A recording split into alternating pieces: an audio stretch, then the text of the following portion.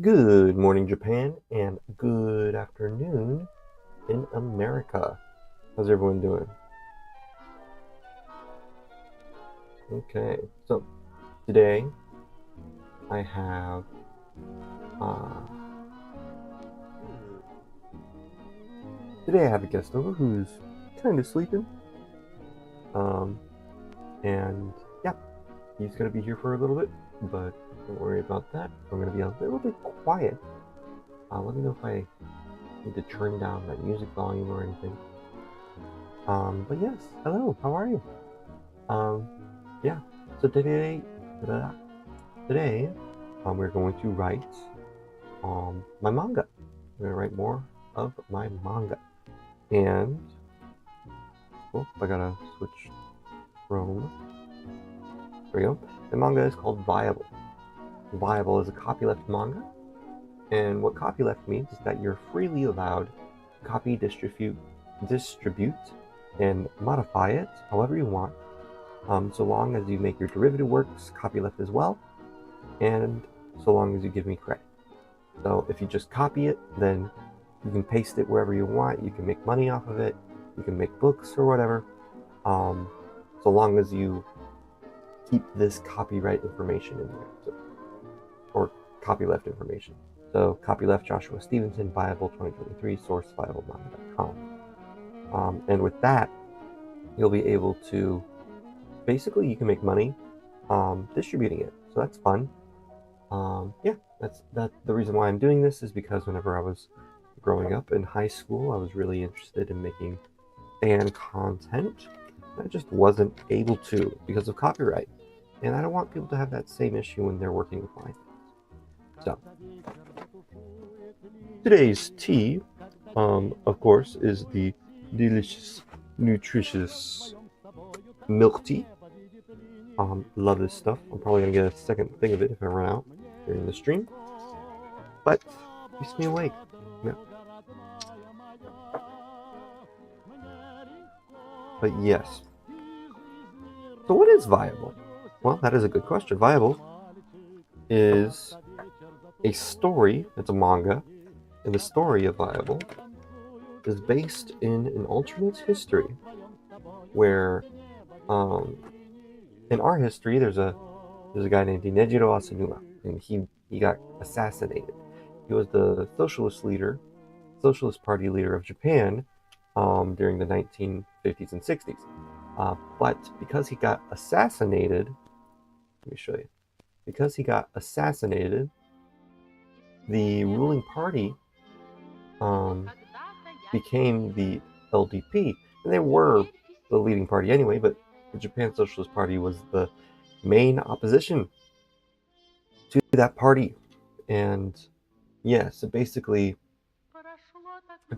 fell apart as a result of Inejiro Asanuma's death. And so, um, yeah, so socialism kind of died out in Japan. In my story, this never happens. Inejiro Asanuma never gets assassinated.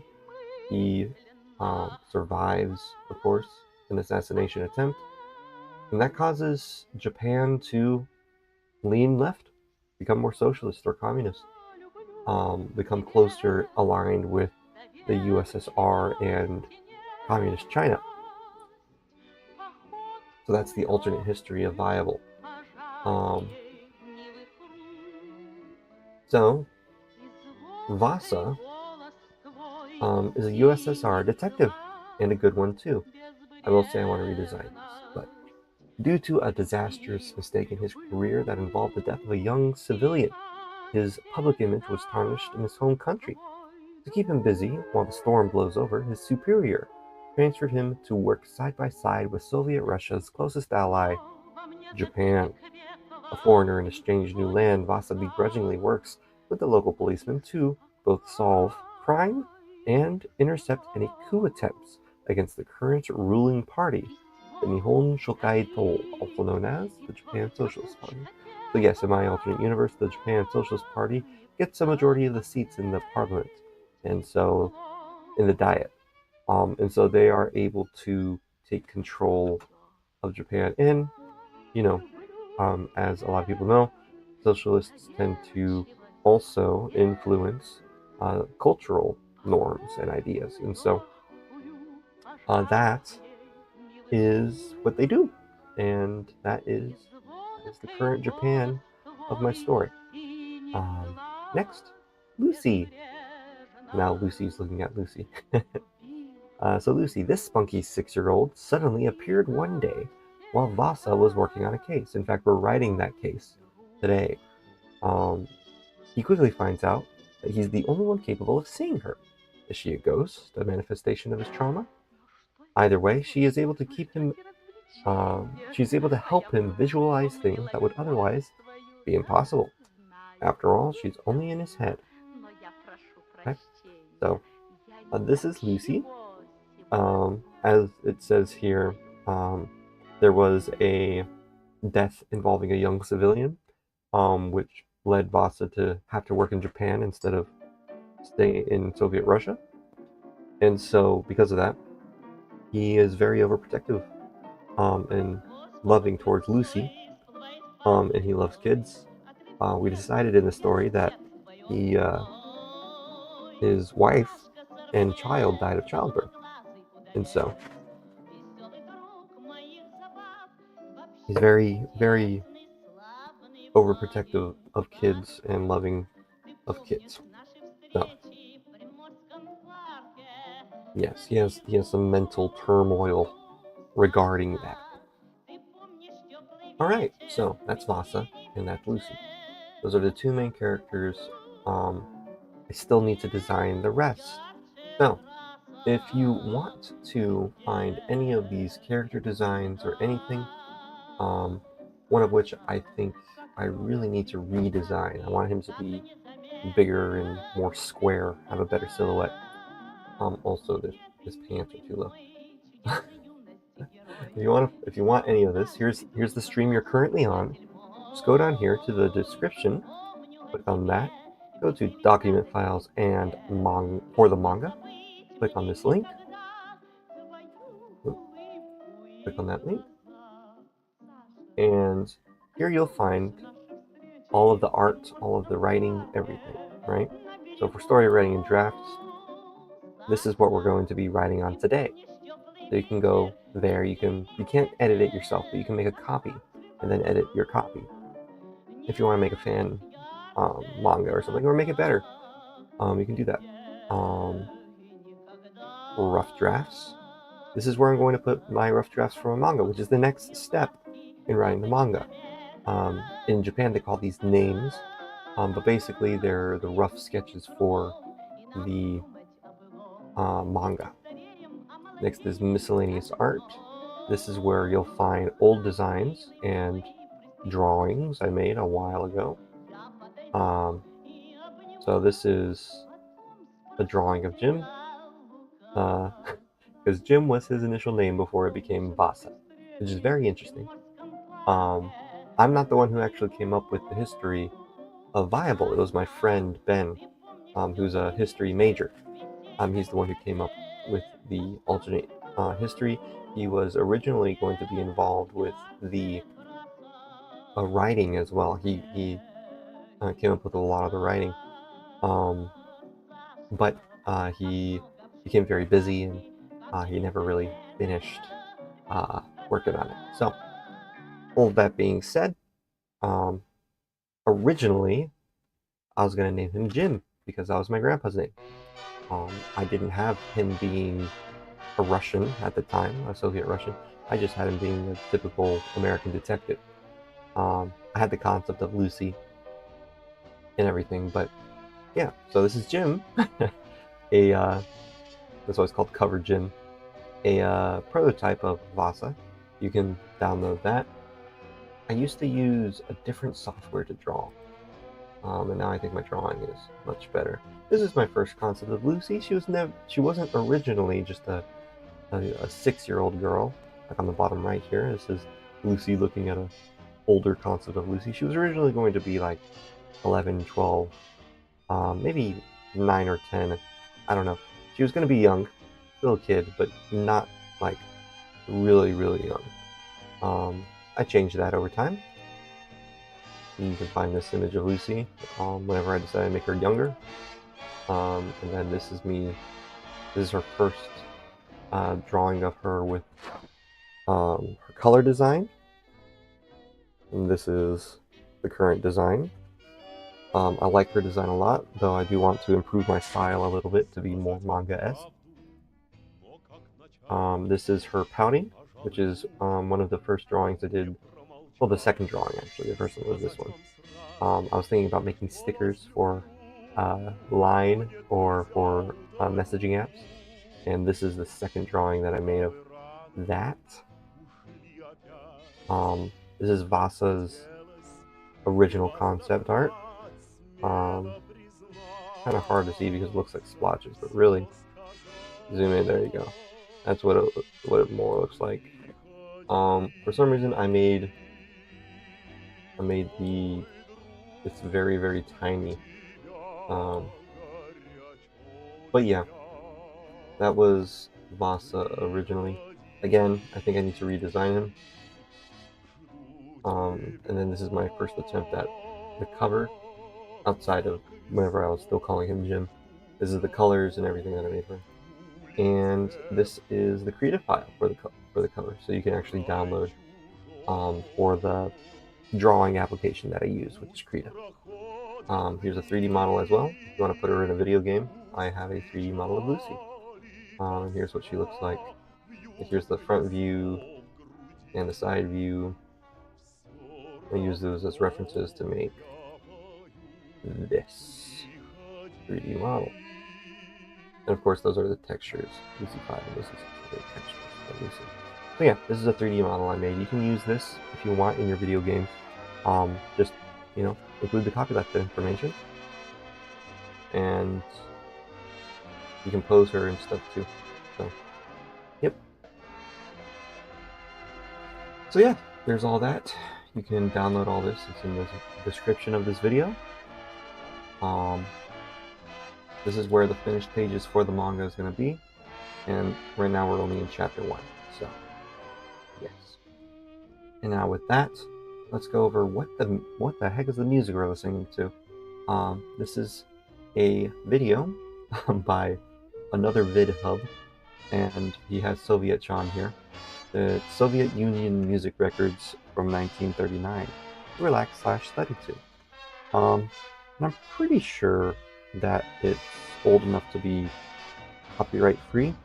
That being said, I might get flagged and I might get warnings from YouTube saying, hey, you're not supposed to be playing, copyrighted music or whatever, but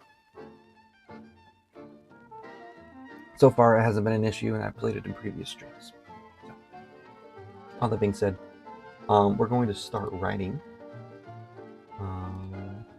What a face. It's a funny face. Okay. So, Revival Chapter 1. The main characters so far are Vassa, who we've already talked about. Vassa. We've got Lucy. And now we have Hana. Hana is a poster child of Japan's Socialist Party's inclusion initiative. So she is a woman police officer. And socialism and communism are pro-feminism, typically. Feminism is more of a left-leaning ideology, and communism is about egalitarianism / equality, right? And so that's their primary focus. So of course they would include an inclusion initiative to try to put women into more male-dominated roles of society. And because policemen have power, they wanted to give women power as well, and Hana is a poster child of that. So Hana is a Japanese policewoman who has been assigned to Vassa's force. She struggles with the thought that she may have been assigned not through her own merits, but instead as a symbol of the regime. So that's her internal struggle during this story. We have Tatsuya Iwao, who's a Japan Socialist Party politician. His son was kidnapped by rebels to pressure him into stepping down from office. Yeah. Then we have Hiyoshi Iwao, who's the son of Tatsuya Iwao. So he's the son who got kidnapped. He suffers from Frederick's ataxia, which is a medical condition that requires constant medication and observation.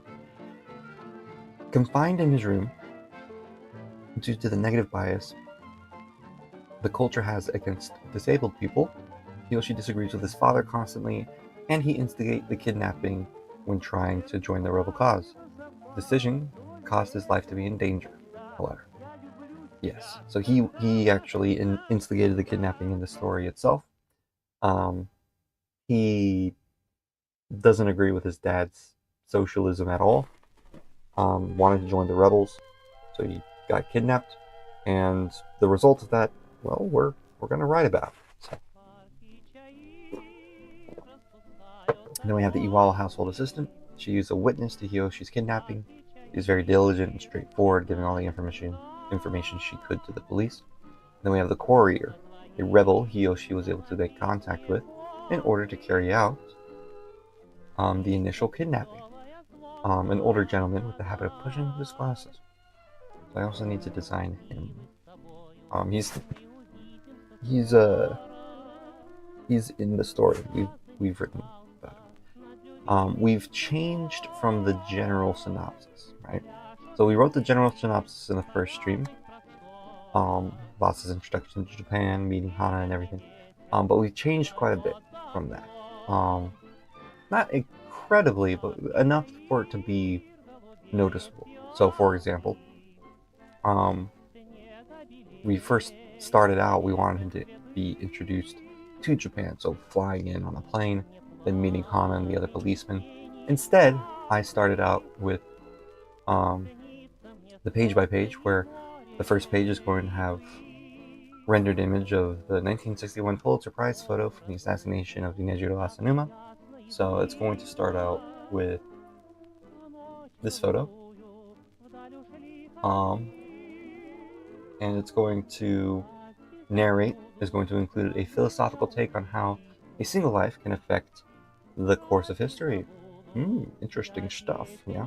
So of course this is going to be similar to how manga, this is Prince of Tennis, for example. Similar to how manga, whenever you first, I got bookmarked so that way I've been reading it at night so I can go to bed.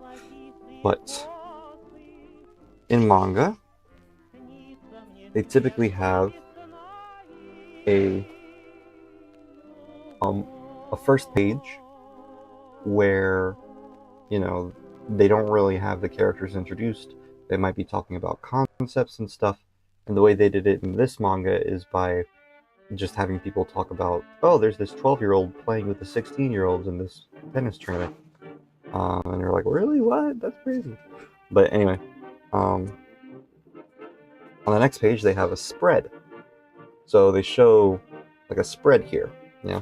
And I'm going to do something similar, but I'm going to be talking about, in the first page, I'm going to be talking about how a single life can change the course of history. And the spread is going to look similar to a Soviet Russian communist propaganda poster, which I'm really excited to design. That sounds really fun. Yeah. So it's going to be similar to an old movie poster or a USSR propaganda poster. But like I was saying before, we kind of changed the story a bit. So in the initial draft, it was just Vassa coming into Japan and meeting Hana and everything, and then just jumping right into it. In this one, we already start at the Japanese politician's house, at Tatsuya Iwao's house. And yes, so the assistant then walks in, starts talking to him, and then Vassa enters the room with the other Japanese detective. So we see Vassa still in like the 6th-ish page, but the first people we see is, where's my mouse? Oh, there it is. The first people we see is going to be Tatsuya Iwao and his assistant. So, anyway, from there, what we've written so far is that Vassa promises to save the sun, And then the assistant, yada yada yada. Vassa and Hana discover that there's an envelope in the trash can with a letter, and him wondering, oh, why does this young boy who's disabled and doesn't go anywhere, who does he have to write letters to? And so he figures out from the assistant that a older man with gray hair who had a habit of pushing up his glasses was the one who delivered it to him. And so then they're going to the courier. So they go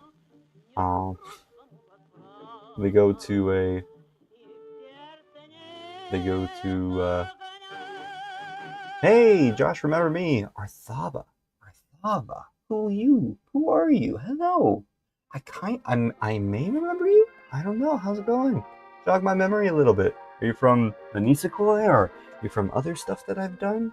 Hey, nice to meet you. Thanks for hopping in on stream. But yeah.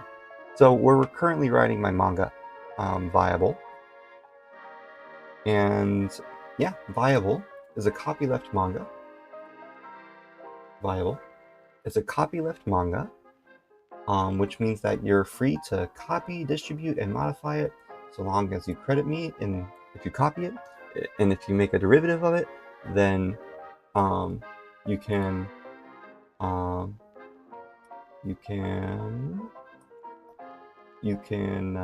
make a derivative of it, so long as you make yours copyleft as well.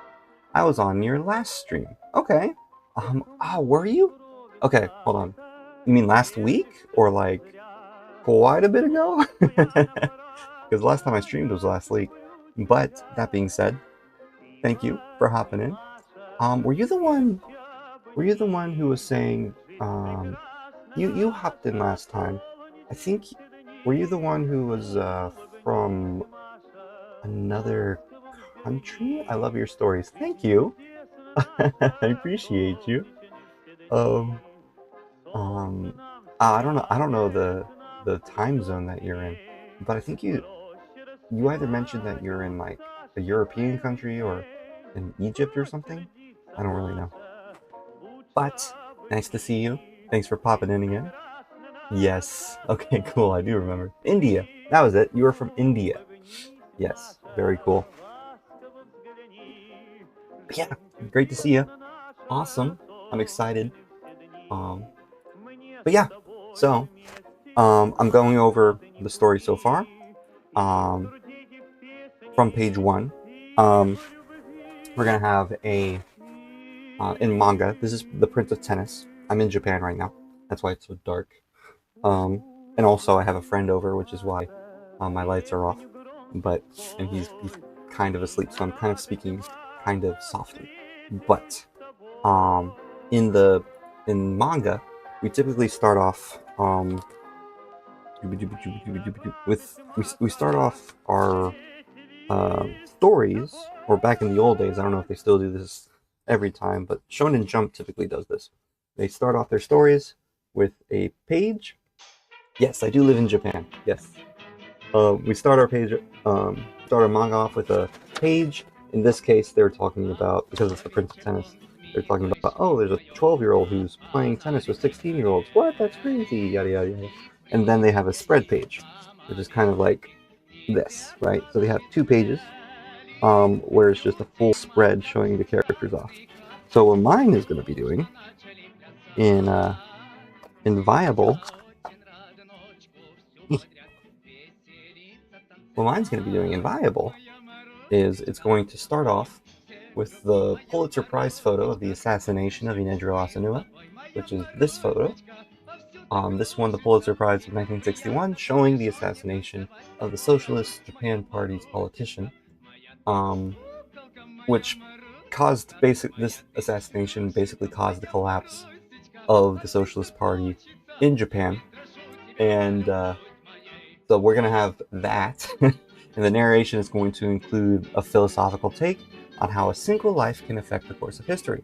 And then the next page is going to be a spread of the viable cast, Vassa, Hana, Lucy, everything, similar to an old movie poster or a USSR propaganda poster. So I'm excited about that.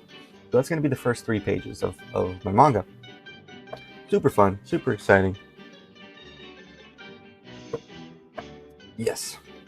So the start of the story is that a Japanese politician, Tatsuya Iwao, is shown behind his desk, incredibly worried and distraught. On his desk is shown a ransom note. An assistant walks in. Mr. Iwao asks, "What did the doctor say?" The assistant says he doesn't have much time. Without proper attention, his condition could turn for the worse. Mr. Iwao reacts with dread. The assistant continues. The detectives are here first, and this is where we're going to meet our first main character, Vassa. So Vassa enters the room with the other Japanese detectives. Mr. Iwao stands up and welcomes them, specifically complimenting Hana before asking who the large white man is. So Vassa, of course, is the large white man. He's a Soviet Russian man living in Japan during this alternate history where this assassination doesn't happen. And so the Socialist Party exists. It isn't dead in this alternate history. So yeah, that's very interesting. My friend Ben came up with that concept. He was involved with the writing until eventually he decided not to continue because he got very busy. So, that being said, also the tea I am drinking right now, milk tea, one of my favorites. And the music we're listening to is Soviet Russian music from the 1930s. So, if you're wondering what we're listening to while we're writing. So yes, very fun, very good stuff so far. Very exciting. Thank you for hopping in.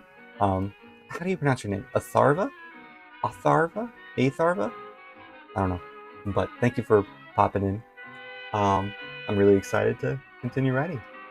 But yes, Hana introduces Vassa, saying he is a detective that specializes in the prevention of rebellious uprisings, and that he recently came from the USSR and has been put in charge of the case due to the political nature of it. So, Mr. Iwao seems afraid at first due to Vassa's large stature, and as you can see, I really want to redesign him so that he has a larger stature. Currently, he has kind of a skinnier, and also the pants here. Atharva, like that? Atharva? Currently he's kind of skinny and I want to redesign it. But whenever I'm finished with my manga, you'll be able to read it on my website, which you can find. Hold on. Yeah, so here's the cover design that I came up with for Viable. And I'm going to redesign him entirely. Probably going to redesign Lucy to be a little bit more manga-esque. But that being said, you can find... Here's my stream right now. Look at my face. But you can find this website in my description in the video that you're watching right now. Just go to this Copyleft information and click on viablemanga.com, and that'll bring you to the website. So you can look at all the different stuff. Also, I have not Va, it's more like Va. Okay, so in English, V-A-H would be Va. Is it more like Va? Like V-U-H? Artharva?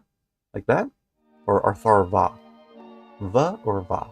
U-H or A-H? Artharva. Artharva.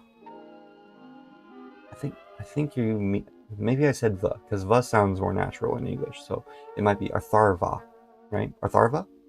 Artharva? It's hard to say. I'm sorry, but I'm trying. Thank you for coming. But yes, you can find the documents for this manga. Yes, Artharva. Got it. Okay. So you can find the documents in the description. So if you want to make a copy and rewrite it or do whatever you want with it, you totally can, and it'll be very fun. So currently we're doing story writing / drafts. If you click on that, you'll find the current thing that we're writing right now. But also, I have miscellaneous art, which includes my initial concept designs of these different characters. I used to call Vassa Jim before Ben came up with the Soviet-Russian idea to where he is not a part of America, but more of, you know, the and also the history of Japan being socialist in this version of, in this alternate history of Japan.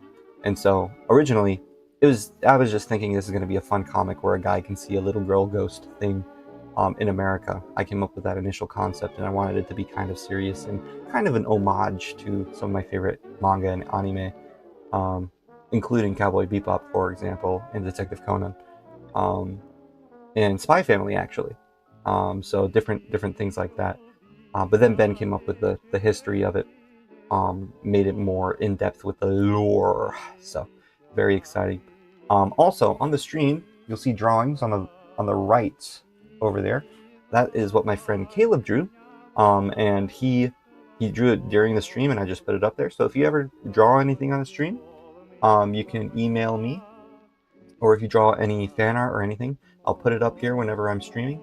You can email me at Joshua. That's kind of a long email. Let me see if I can find it. It's on the Viable website. It's under copyright. So you can email me. Oops. I think it's on the bottom. Yeah, right here. Yep. Yeah. You can email me at joshua.caleb.stevenson@gmail.com, and I'll put your art. Just say it in the chat. Hey, I made art and I emailed it to you. And I'll put it over there. Yeah. So if you're interested, if not, that's fine. But yes. So all that being said, in the description of the video, you can find all of my stuff, my art, my original concept designs before I made Lucy a little girl, like a little girl. She was originally like 10 or 11, and then I drew her again to be more like, 6 or 7, and then I kept working on it. This is the first drawing I had of her in that pose, and I decided the colors of her clothes then, and then this is her current design. And as you can see on the bottom right corner of the stream, she's just a part of it. So she's just a part of the stream. I decided to put her down here. I really like her design.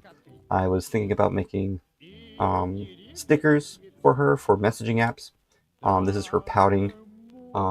This is her surprised, and then you have Vassa's initial concept art, which I'm going to redesign later. So all of that is available for you to do what you want with, so long as you credit me, basically, and also make your work copyleft as well.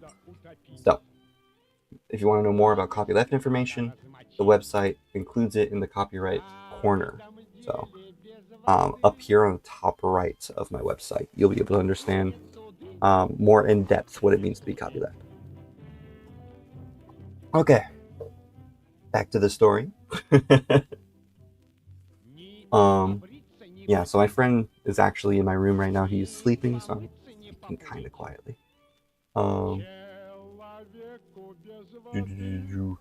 Hey Josh, I love watching your streams. Quite unfortunately, whenever you stream, it's always before the day of my exam. I am sorry, but I have to leave. Can you tell me when you will stream next? I'm planning on streaming tomorrow, which would be the day of your exam, but then also probably Wednesday as well. Well, my Wednesday.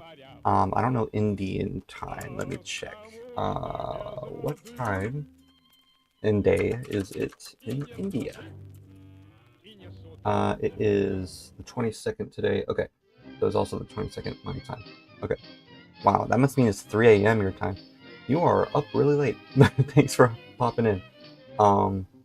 Yeah, so I usually stream at 6 o'clock, so about 2:30 a.m. your time.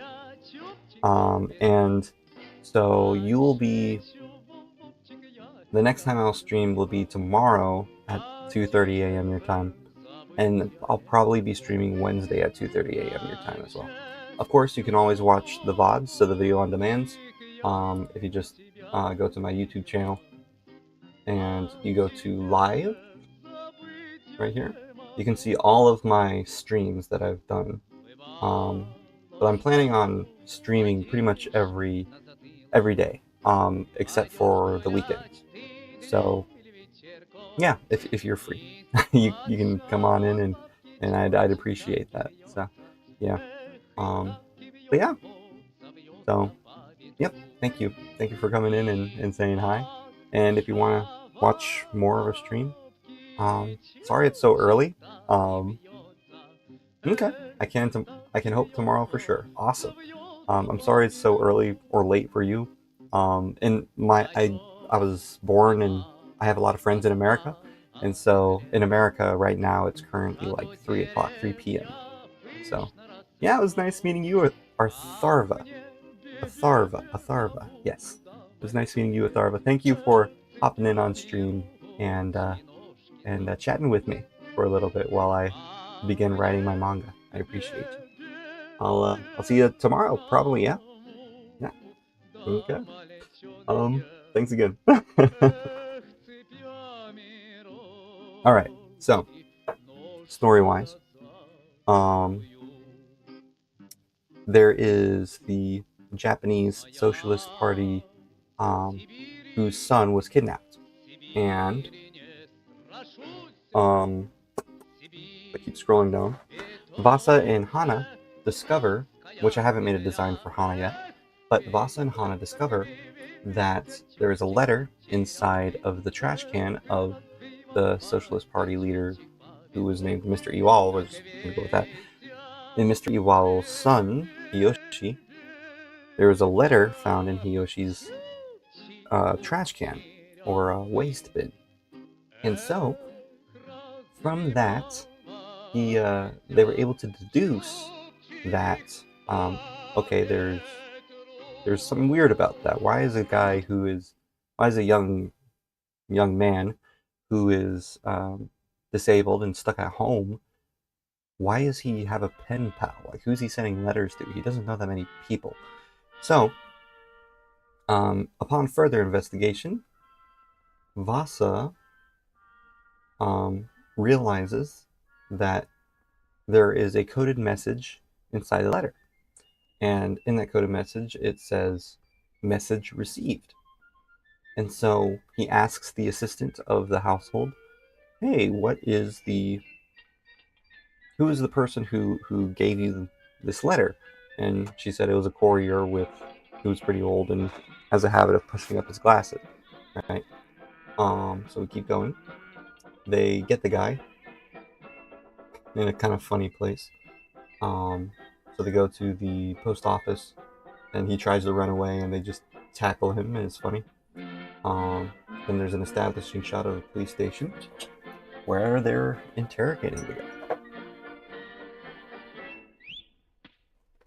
So during the interrogation,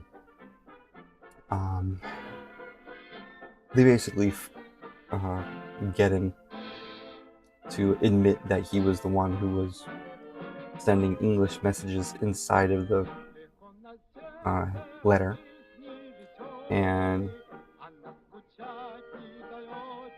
then they get a location. Like, he has a hideout where he does all those letters and stuff. So they rush in, trying to find the kid. And in the office, they find Lucy. And, well, Vassa finds Lucy. So Vassa finds Lucy, he plays with her a little bit, and calls it in, and she disappears whenever Hana gets there. And so Hana's like, "What are you doing?" All this other things. Bunch of cute stuff with, so why are you on the couch? Hana comes into the office.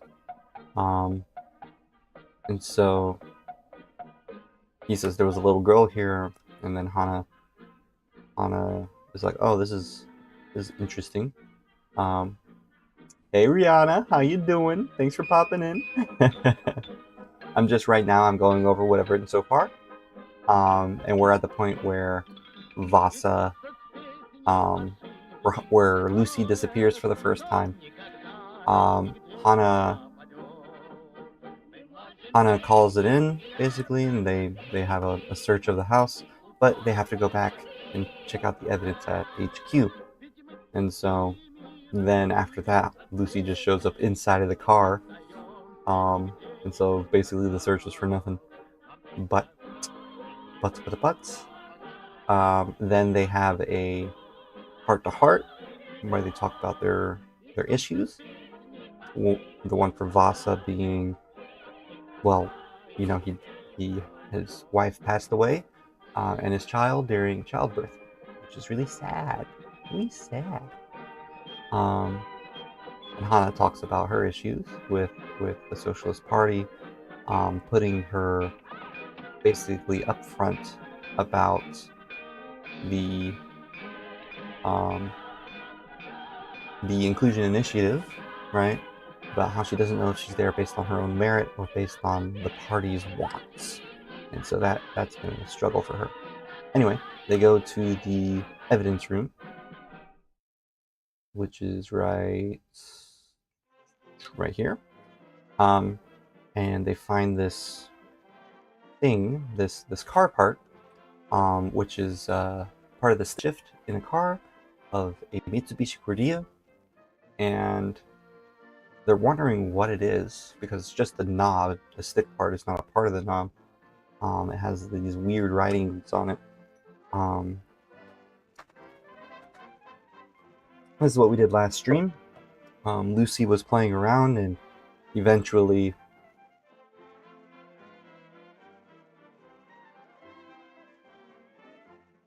they figure out what it is, and they show up at the Mitsubishi Motor Company, and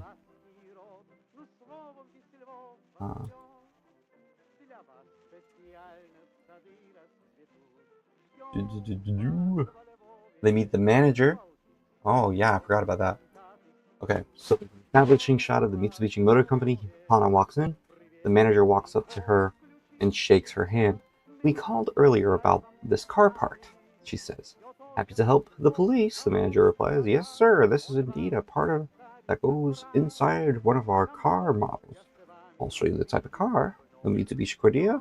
Who we've sold them to, license plates, the works. Hana replies, I appreciate your cooperation.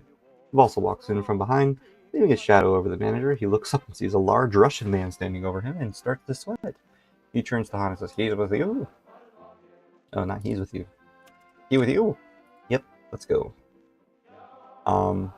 They walk through the car dealership with Lucy saying, wow!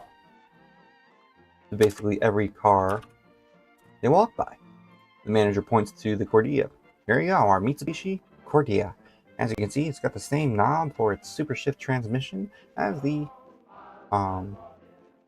evidence you showed me. So I'd assume that the guy you're looking for owns one of these things. Lucy draws money on paper with a crayon and tries to give it to the manager. One sushi, she pauses. One Mitsubishi, please. Of course, since he can't see her, she's ignored. Vassa thinks to himself, this guy's as shrewd as they come. Most people wouldn't intentionally disassemble their own new, especially if it's a primary component. The owner of this knob isn't the owner of the car. They make cars. Lucy looks up at the manager and retracts her money. She looks at him with disdain, takes out a marker, and draws on his face. Spelling correction on Mitsubishi, page 49. Ah, thank you. Mitsubishi.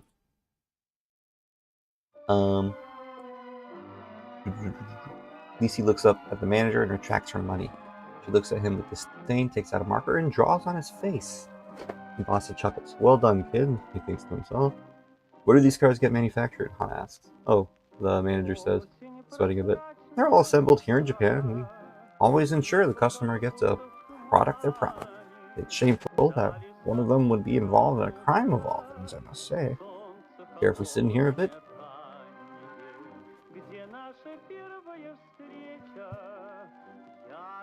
Care if we sit here for a bit?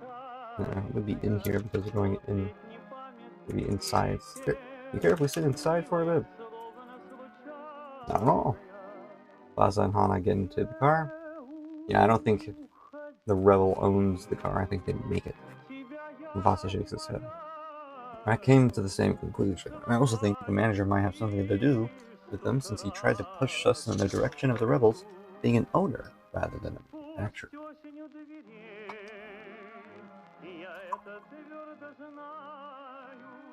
Or he could just be a businessman trying to protect his product.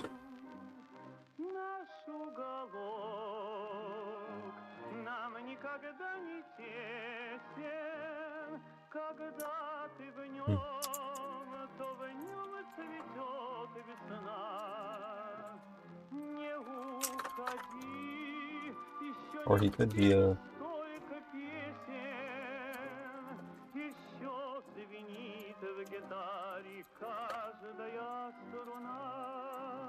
trying to protect his bottom line. Is that what they call it? What's a bottom line?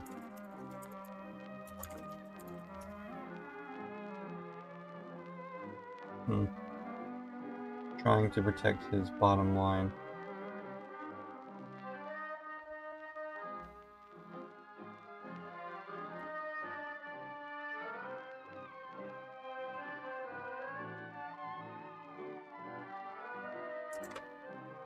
I guess that works.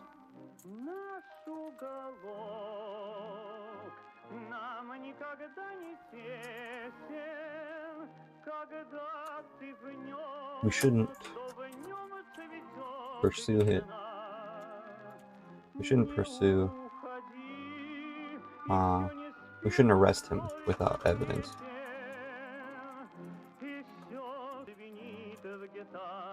There we go.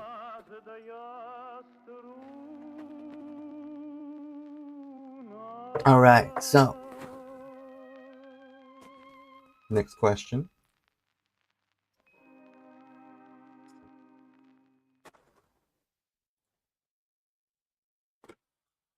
Do Vassa and Hana arrest the manager?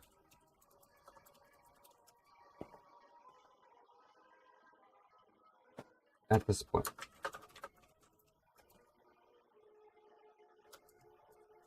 Actually, not Q&A, I want to poll. All right.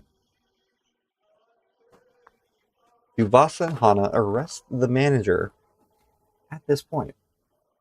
So,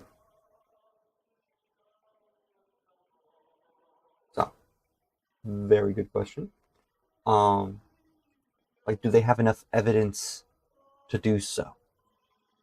I'm not really sure myself. I would say probably, because if they don't, then they need more evidence. If they do, they still need more evidence. Right. So, it would be off a hunch, and I don't think they would at this point specifically. So, but they would interrogate him though. They would be like, okay, man.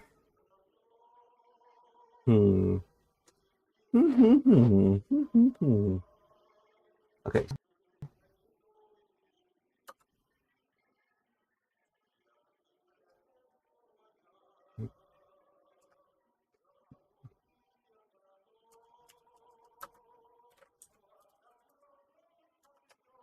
Let's see.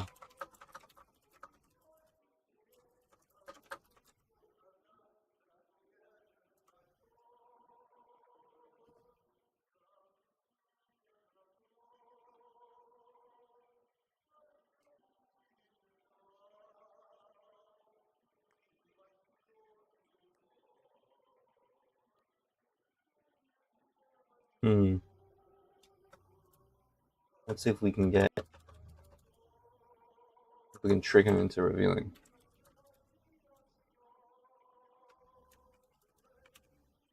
Vassa assumes a thinking pose.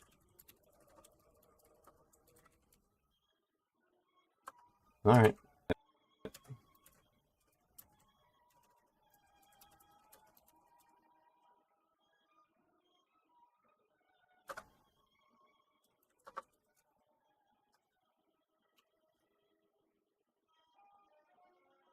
Should they reveal their hand to him?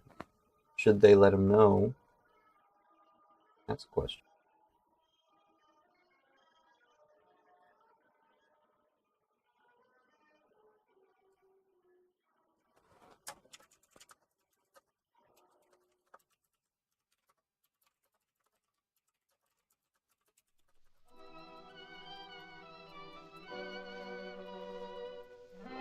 Should they let the manager know that they think it was a manufacturer instead of a customer?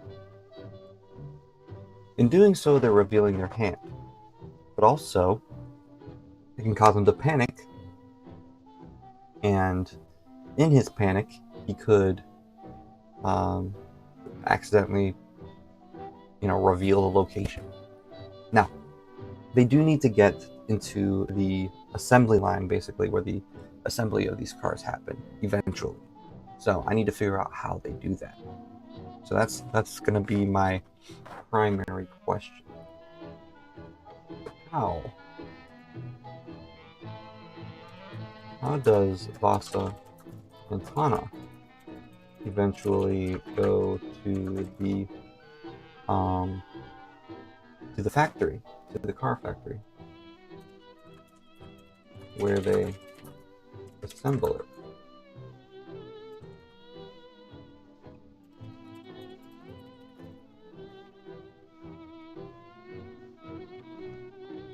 So that's my primary question. Yeah. Okay, so how does Vassa and Hana eventually go to the car factory where they assemble the vehicles? And should they let the manager know their hand, basically? Yeah. So those are the questions. Let's see.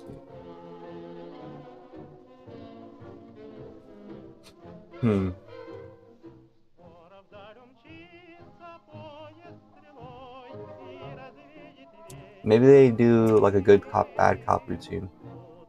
And, similar way of how, like, in Thor Ragnarok, they come up with a plan and they execute it, right? Like, do this? Like, I don't want to do this. But then I would assume that they know each other really well. So it doesn't really make sense that Vassa and Hana would do that.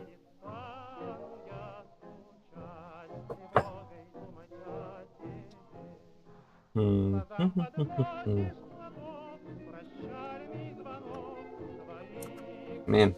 Okay, kind of wrote myself in a corner. Let me think. Okay, so Vassa in the car.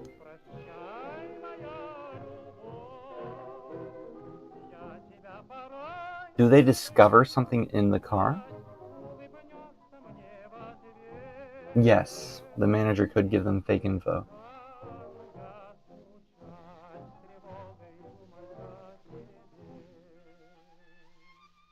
Also, I'm not sure if Vassa, like, what's the purpose of them going into the car,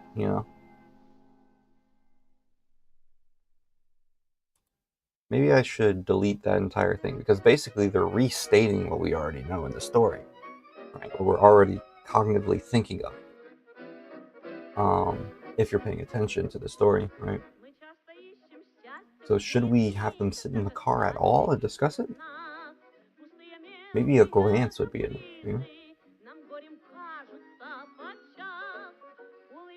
Okay.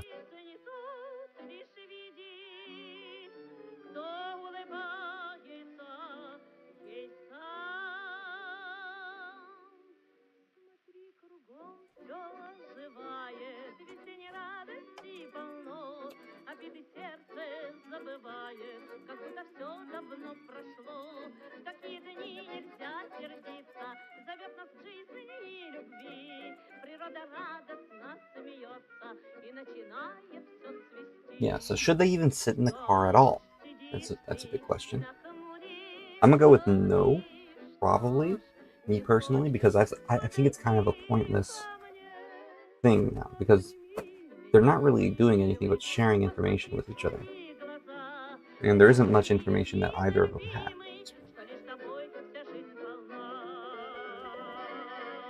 And so as a result of that, they're just repeating what we already say. Yeah. So I'm gonna go with that as well. Okay. So let's just erase that. Oop.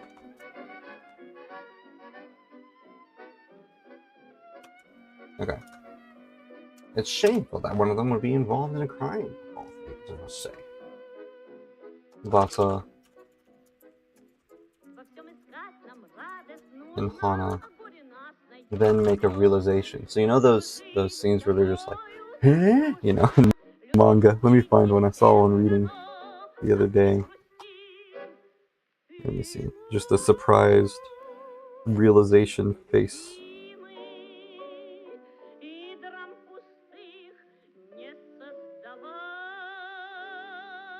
Let's see.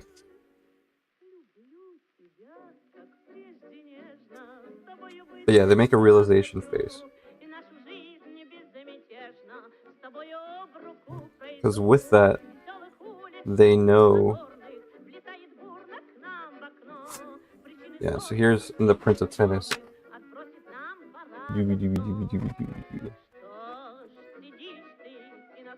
So here in the Prince of Tennis, it's just like reaction shots, right? As they're literally making a tennis shot. But yeah. So something similar to that, but it's it's them realizing, and this guy is hiding something.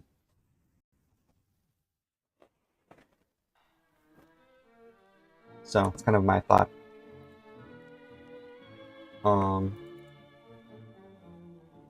So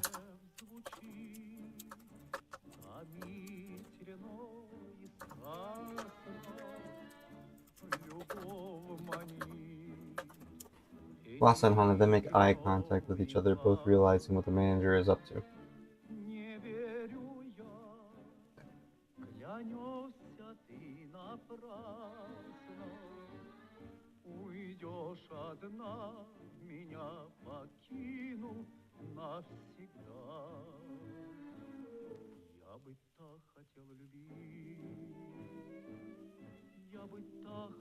Was that the first time he mentioned that?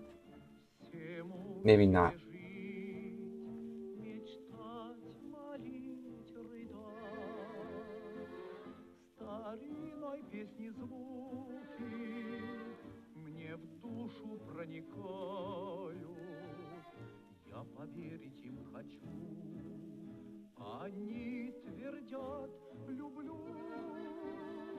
Yeah, I think that was the first time I mentioned that.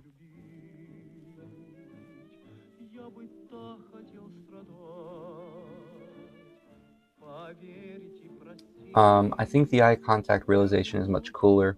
Like they're on the same page without having to say anything. Yeah, I agree. I agree. I'm just making sure the manager didn't mention. Yeah, I think that's the first time you mentioned his thoughts that they were done by a customer rather than a manufacturer.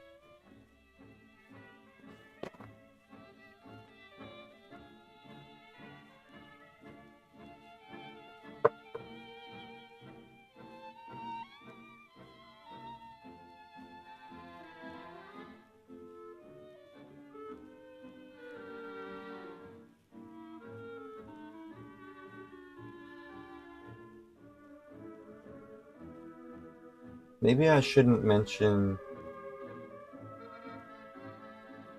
Maybe I shouldn't have Vassa think this part.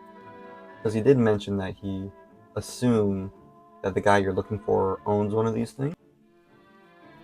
Right? So he already mentioned that it was a customer, or at least an owner of the car. Right? But if I don't mention this until they have that look at eye contact with each other, then that'd be better. But also, maybe I should just have him try to sell the car itself instead of and then Vassa comments on that.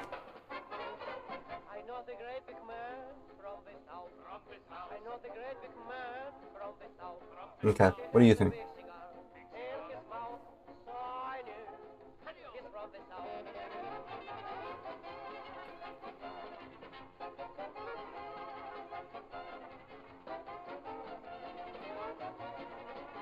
So I'll have him say, is he seriously advertising his car right now? Zoom.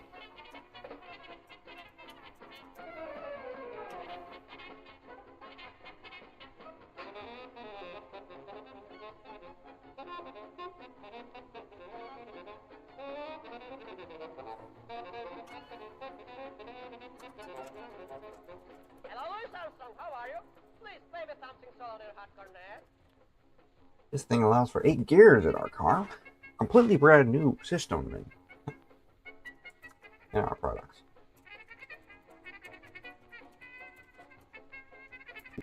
The brand new system that revolutionizes the automotive industry.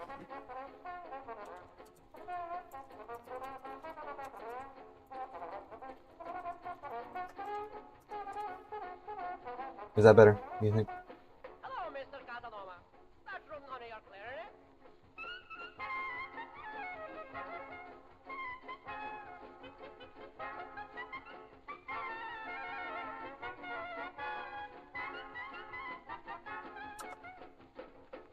I know the grip.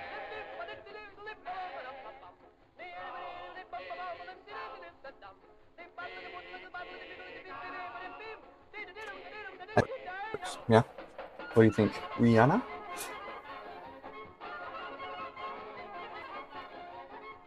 Okay, so I'm going to close that poll.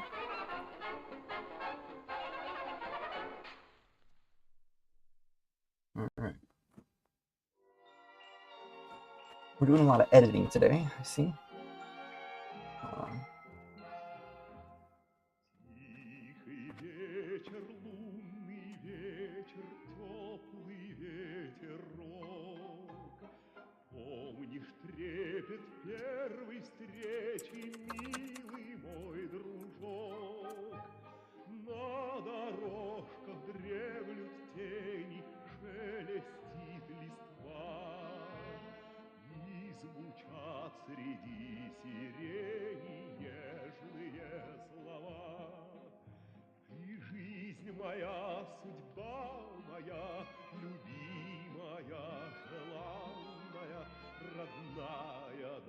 Yeah, I think I should. Yeah. The person doesn't own a car, they make cars.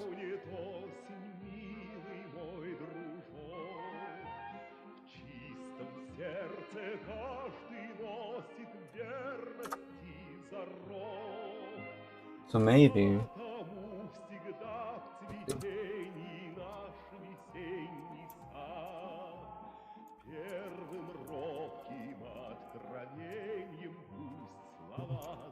Oops, wrong one.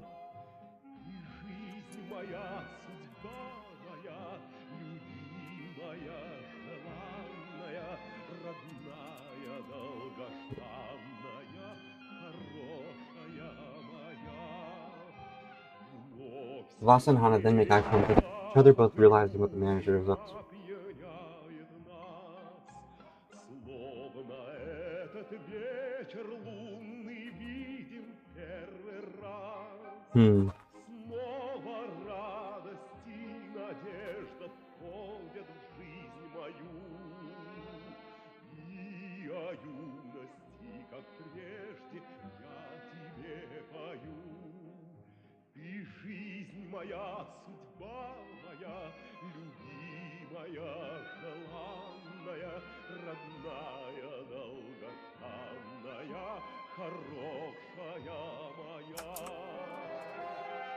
Should he explain it out loud?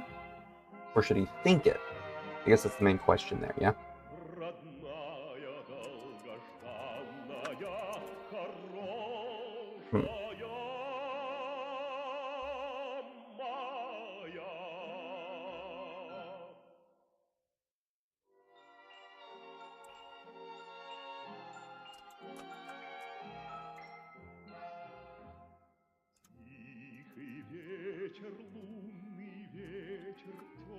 Vassa and Hana.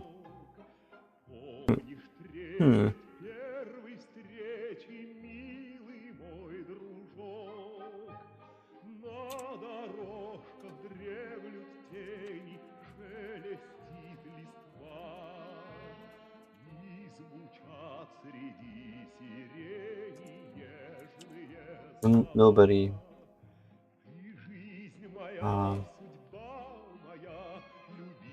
breaks apart their own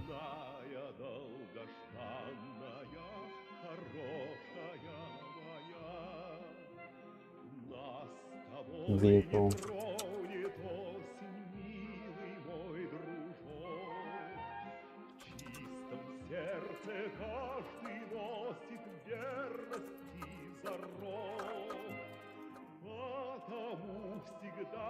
Very rarely would you find a person who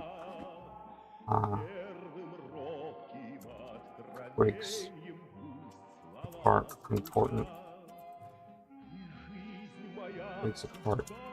disassembles important components of their cars. Very rarely would you find a person who disassembles important components of their cars.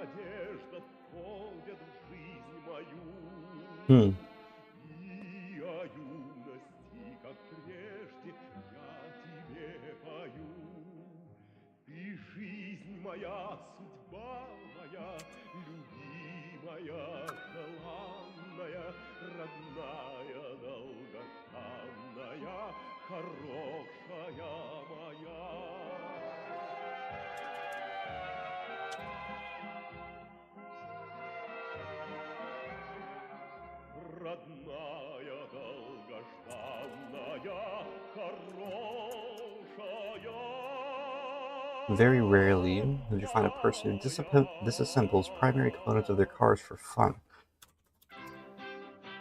The owner of this knob isn't an owner of the car. They make cars.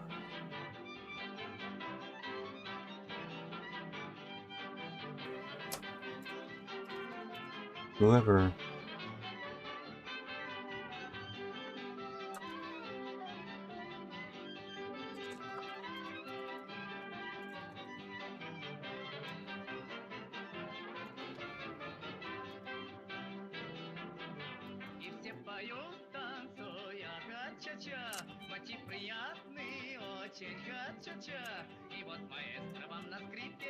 Okay. Should he think that, or should he? And what would Lucy do in replying?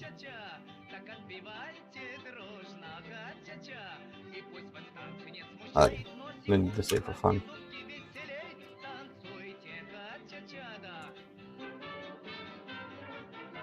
Very rarely would you find a person who disassembles primary components of their car. Whoever this knob belongs to isn't an owner of one of these cars. They make cars.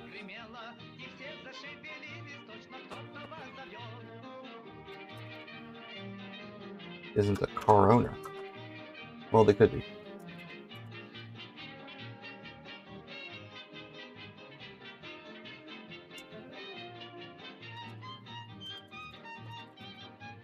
Whoever this knob belongs to doesn't own the car. They make cars. Okay.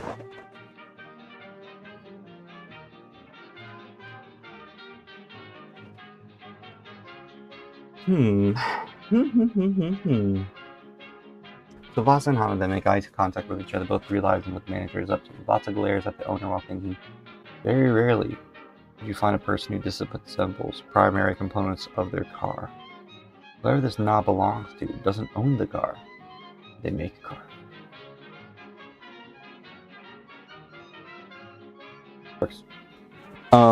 But he's thinking this, right? So he's not saying it out.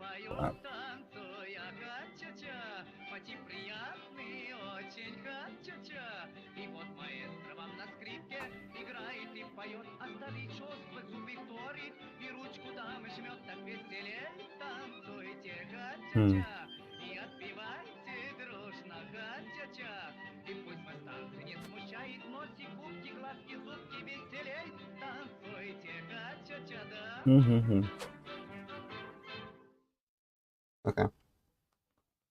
I'm getting more tea. Empty. Empty. I'm so funny. Berbie.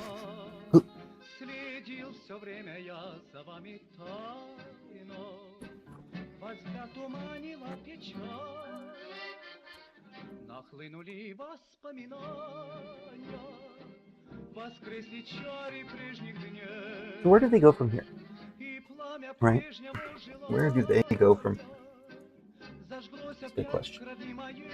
Скажите, почему нас с вами We'll close разлучили? that. Зачем навек ушли вы от меня?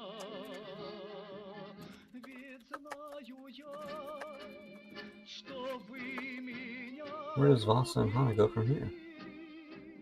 но вы ушли. Скажите, Because they've confirmed that the car is, Mitsubishi Cordia. But what they haven't really confirmed is that it's a part of the warehouse, or which warehouse it comes from. So it's like, okay, cool. We know that it's probably from a warehouse.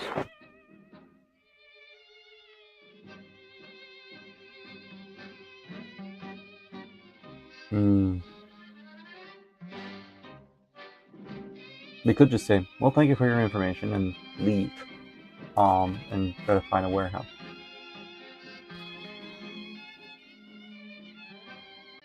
But then, if there's a rebel in one place, then they would know in the other place that maybe that's not the best. There could be only one that's close by to the politician's house. Like, process of elimination, start with the closest and move out further.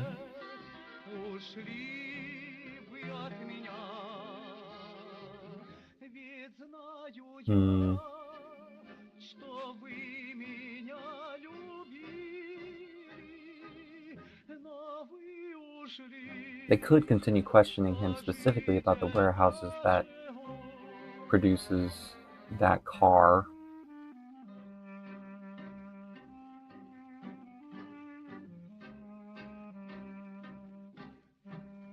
And he could give them wrong information.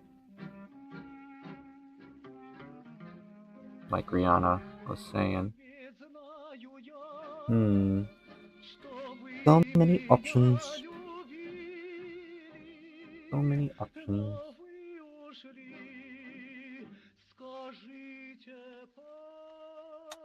Also, if the business guy is in on it, he wouldn't want to tip off the rebels that the police are onto them and maybe switch locations, unless he was sure they didn't get any info from him.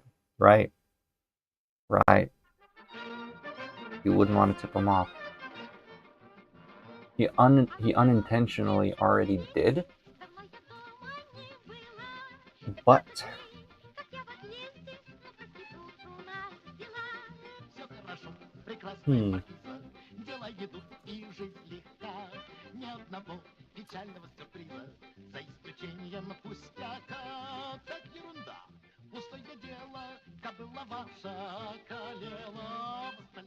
maybe Vassa has to do some acting and kind of sway him into thinking, into revealing the location. So this is just a thing he will not acknowledge. He's, there's many warehouses everywhere. We build them all over Japan. So maybe he doesn't.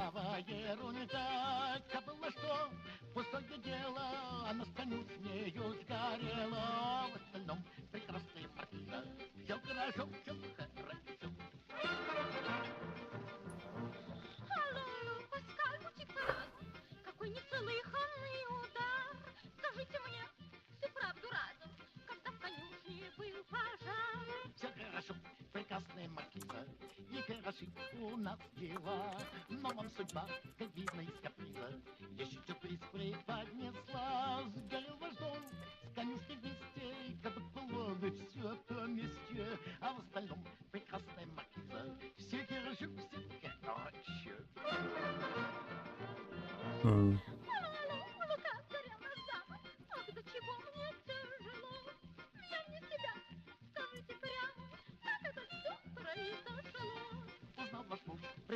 Maybe he acts by saying something along the lines of,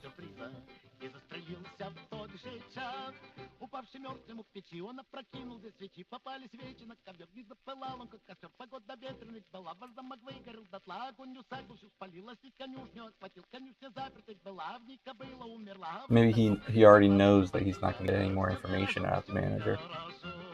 And so he tries to go a different tactic.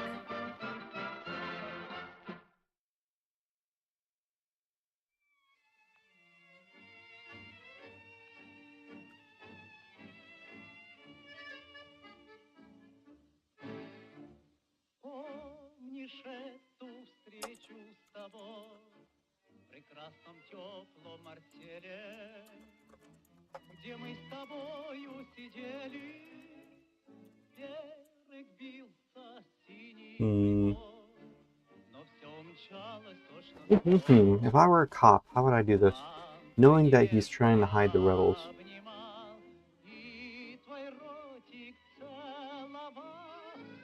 How would I navigate this?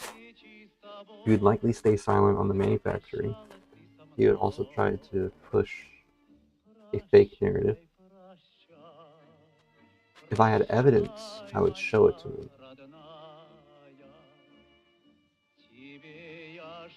But the evidence is kind of slim. Currently, it's just a part of a car.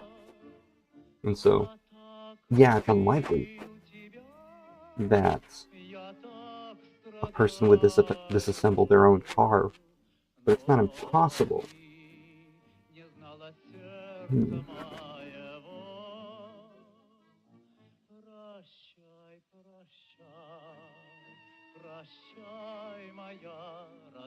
And so maybe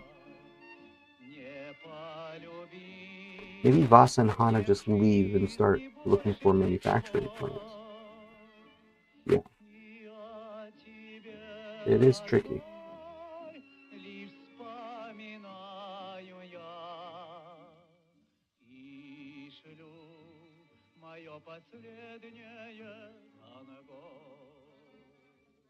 Maybe he goes about like he goes in on the advertising, right? Like, can you show me more about this super shift transmission? I'd like to look inside the car, see if there's anything. Maybe he acts interested.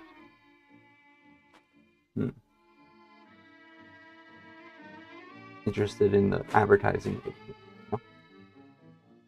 So if he's acting interested in the advertising, that could allow him to kind of get into, oh, I would love to see these things built.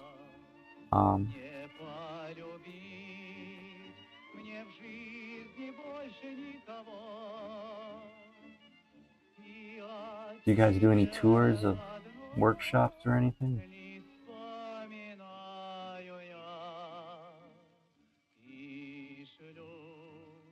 And then Hana gets kind of like, dude, we're investigating right now.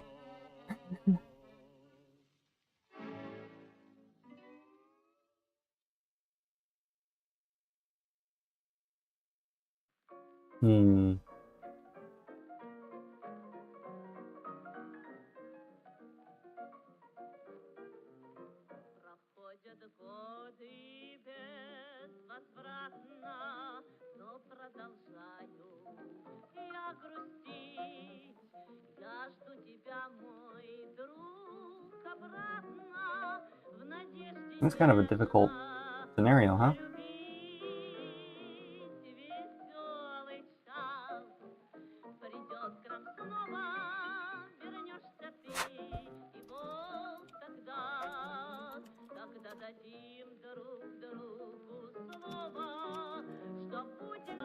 Kind of wrote myself in a corner.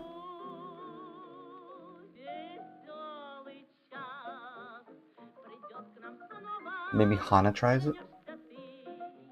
Ooh, I really like this car. It is a very beautiful car.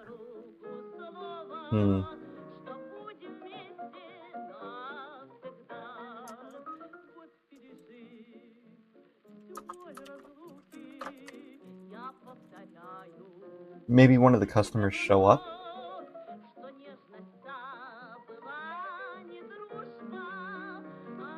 Like a nerd of a car. You can introduce another character who then knows where everything is manufactured.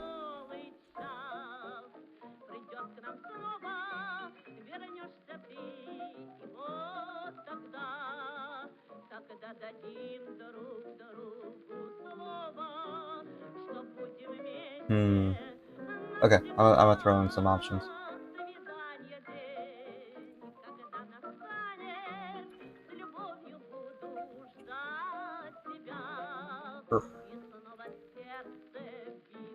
Oops, switch it.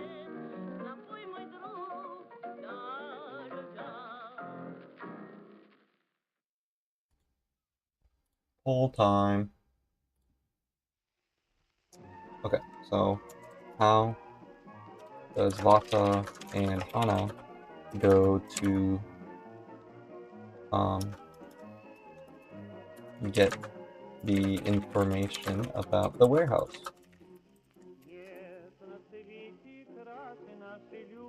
A car nerd customer tells them.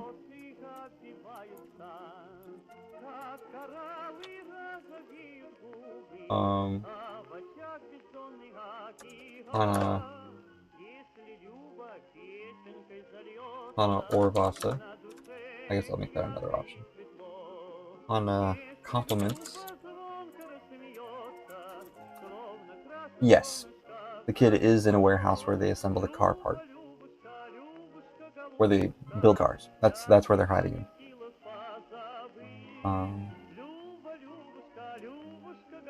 Hana acts like she wants to buy. Vassa acts like he wants to buy.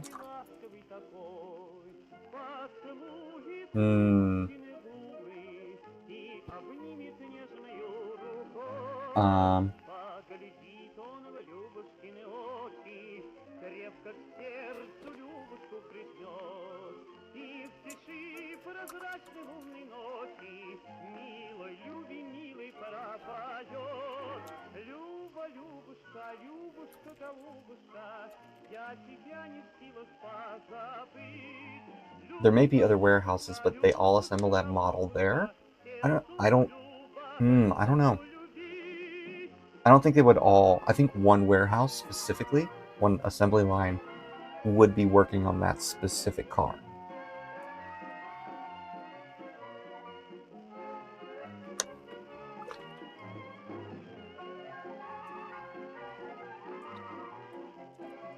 And so if Hana acts like she wants a tour, maybe not to buy, but wants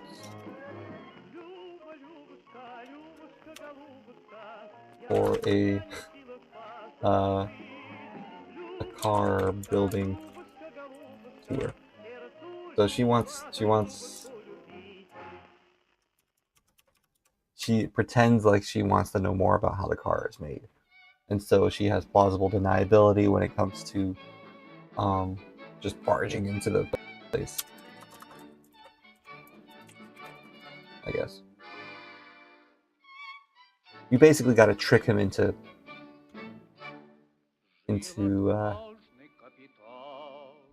telling them where the location is. And so if they generally know where it is, that's fine.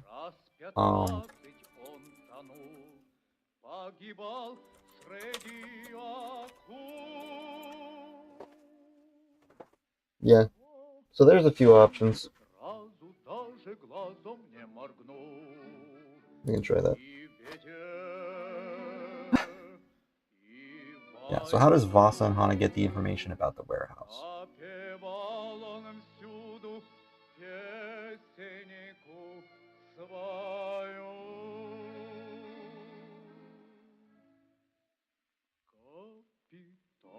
going one by one. So it's important to remember the warehouse is the only warehouse that builds that specific car. And so she could just trick the manager into revealing that information.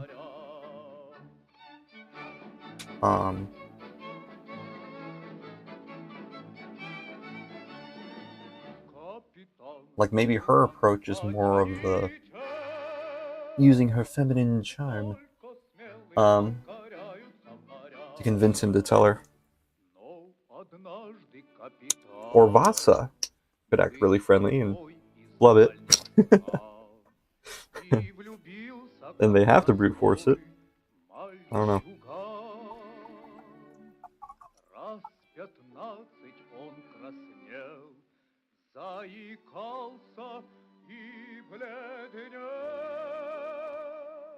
All right.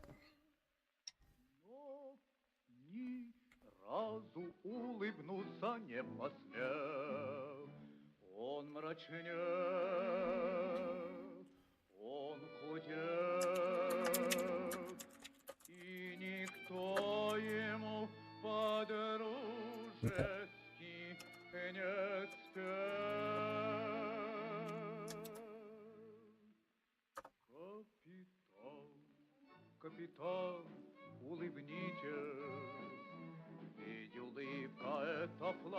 It's a very beautiful car, she says, pretending to admire it.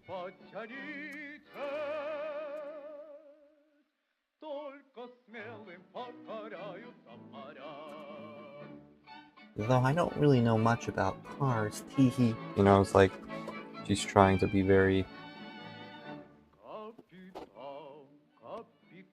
excited and girly.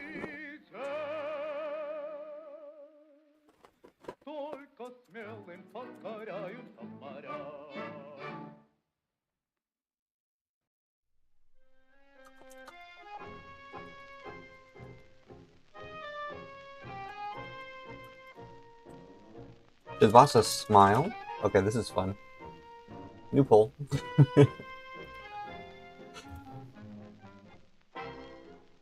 Okay, how does Vassa react?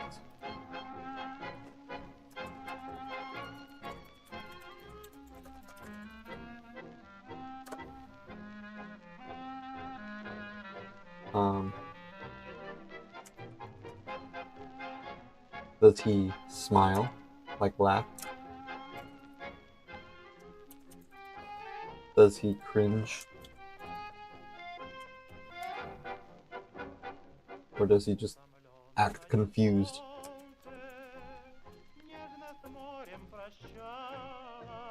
Not straight confused.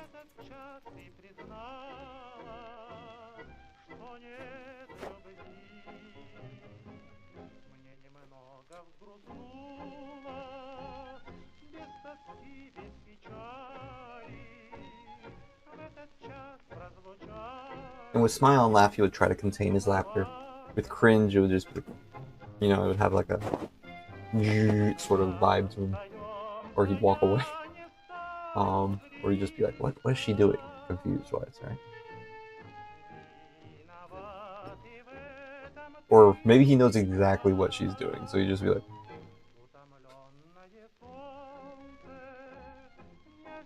maybe try not to laugh. Confused. Got it.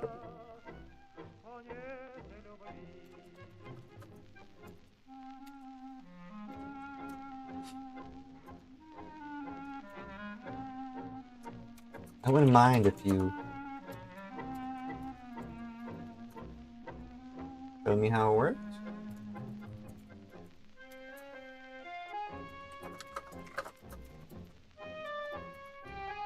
I don't know much about cars myself.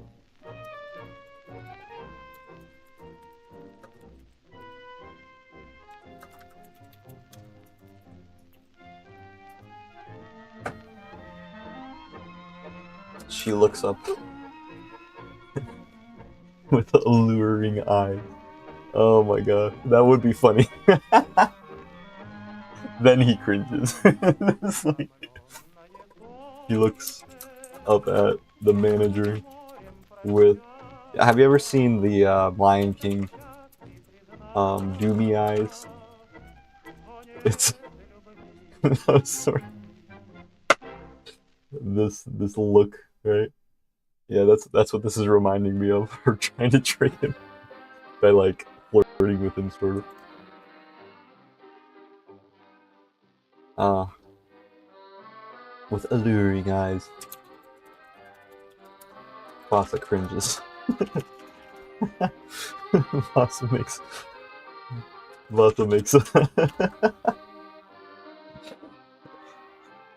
Oh, that's funny. Yeah.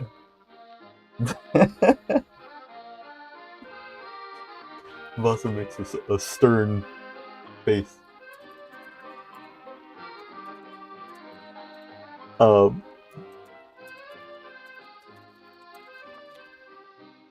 No, not this one. There's a face that Saitama makes, something like this, maybe. Or there's one specific one. This one there. That something similar is what Vassa's reaction is. It's just,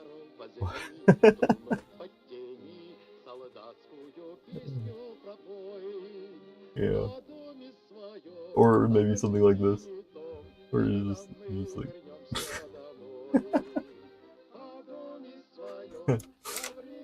Yeah. This is fun.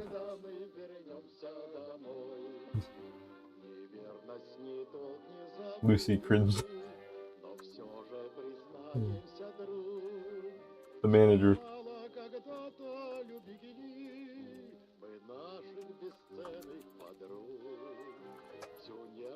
Oh, of course. Up in the car.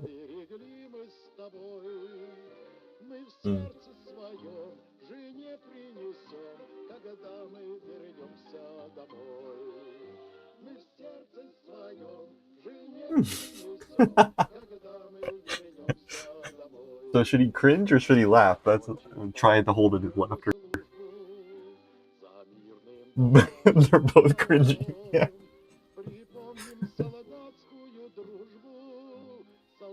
Oh. Vassa and Lucy both cringe.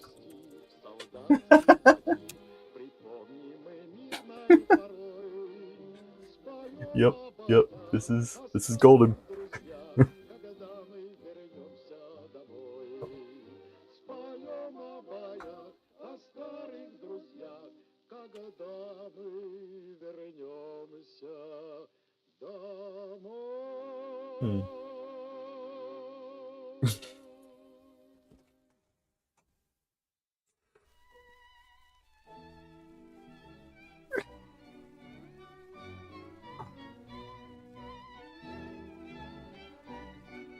The fact that it works.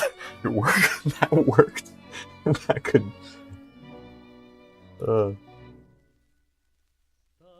Okay, so I'm gonna have the alluring eyes be one page, and then on the next page, when you flip the page, it's gonna be like them cringing.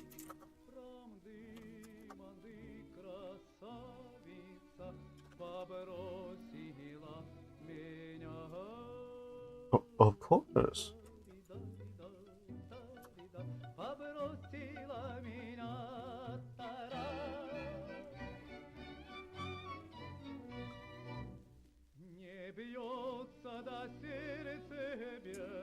Hello, Imagine Rejector. How are you?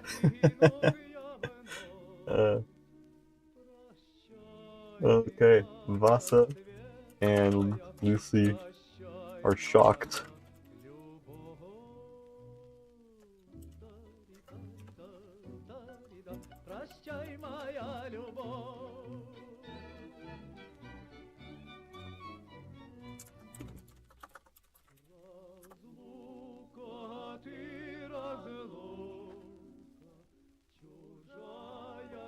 Oh, that's funny.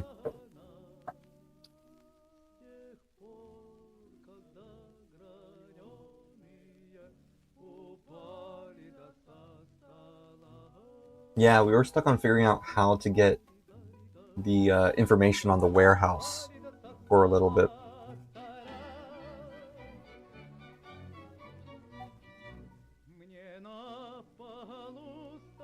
So I changed a little bit of it. I had the manager advertise the car, and then he thinks to himself, is he seriously advertising his car right now in the middle of an investigation? And then that's whenever she draws on his face, and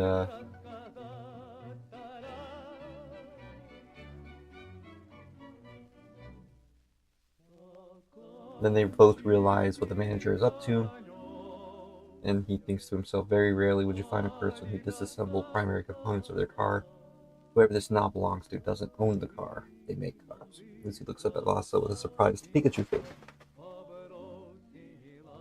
So both Hana and Vassa realize that the manager is trying to hide the fact that it was probably a warehouse person who's involved with the kidnapping. He's trying to hide the warehouse, right? And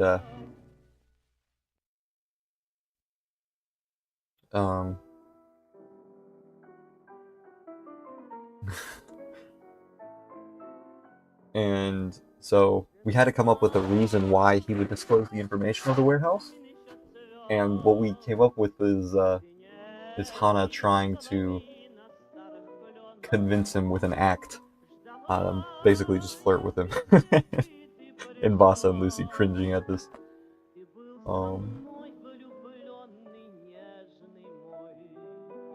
Maybe Lucy starts laughing or something, or just going, ew, you know, like, it's a funny moment, but it's also like, I wonder.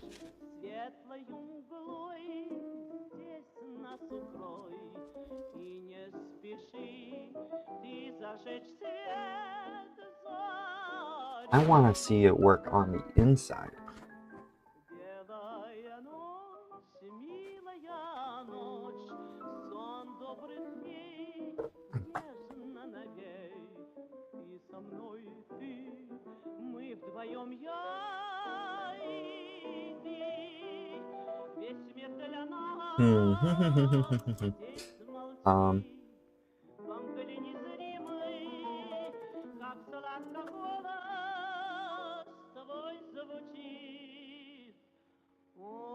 And the manager would say something along the lines of,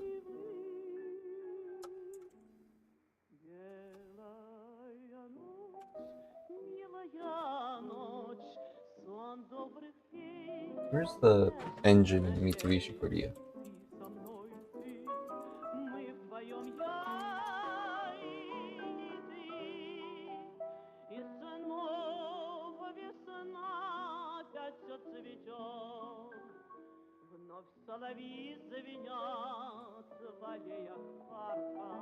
Looks like it's under the hood.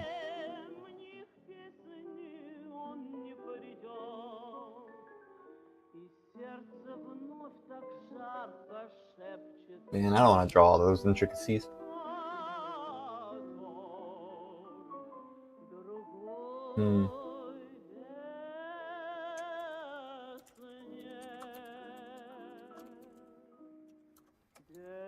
You see the engine here.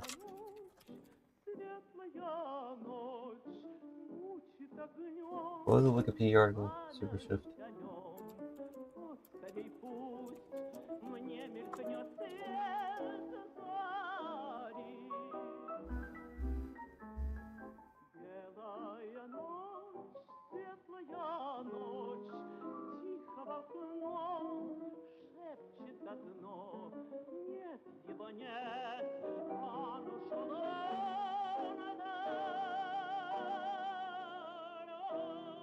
Transmission was mounted beneath the engine.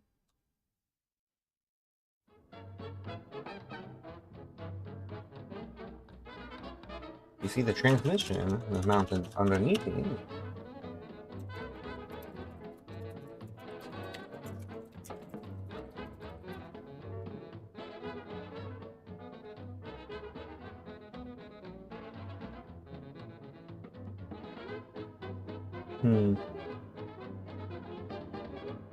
Yeah. I can show him lifting the hood and then have it like outside so I don't draw the engine itself. That's very intricate. And then I wanted to close the hood. Can you show me how they're made?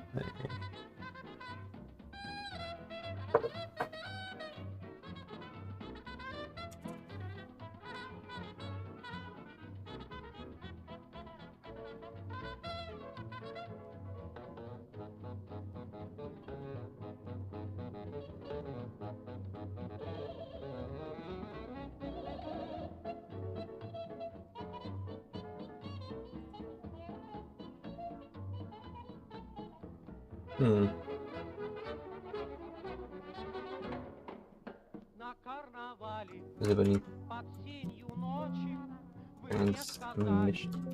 люблю вас очень. На карнавале вы мне Okay. шептали, да-да, шептали, я вас люблю.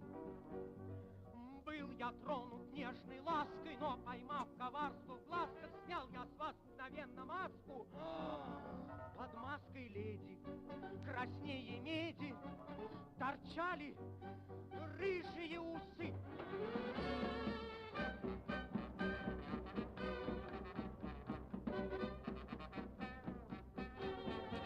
I don't know enough about cars.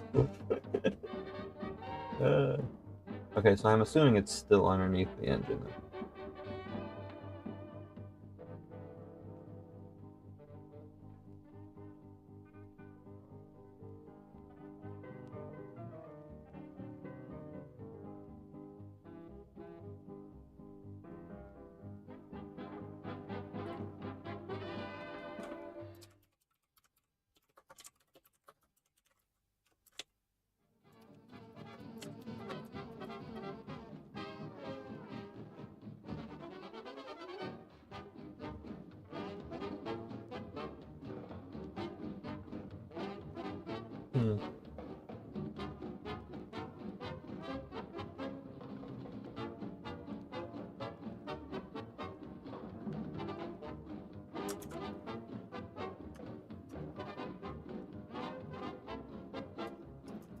Sorry. Well, I don't know. I do know that previous car model was mounted.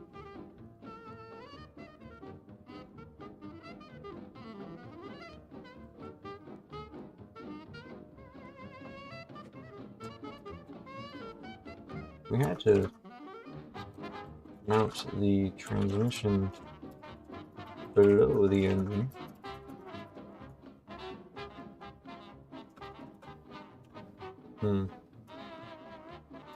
Our first super shift cars. The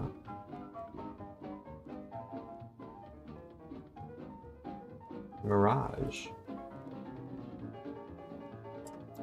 I don't know.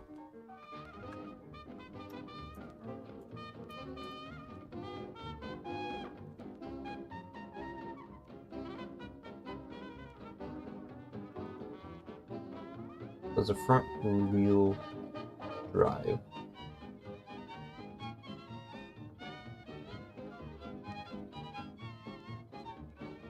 Yeah, it's front wheel drive. And it's just a larger Mirage. So I would assume that the engine is still above the transmission. Yeah.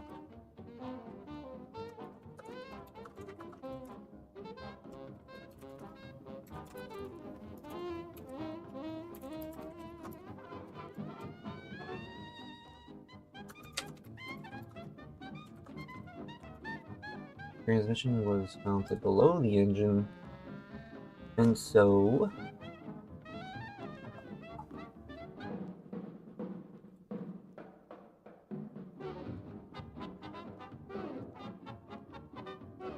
the gearbox needed to take the power down from the clutch, and so they made a second gearbox.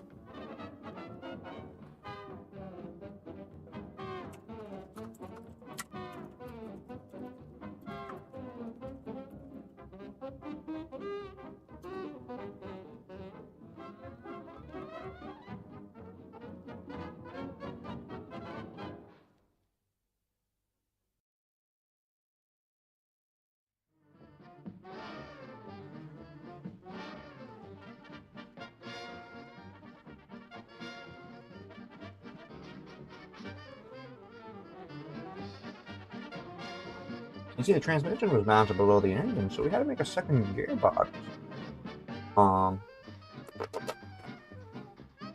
To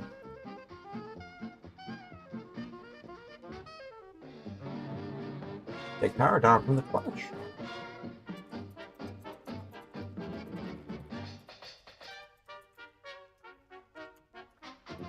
Oh.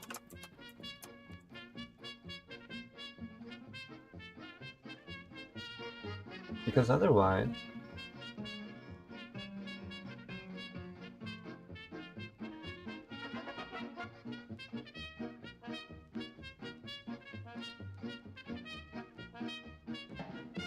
the gearbox would have rotated in the opposite direction.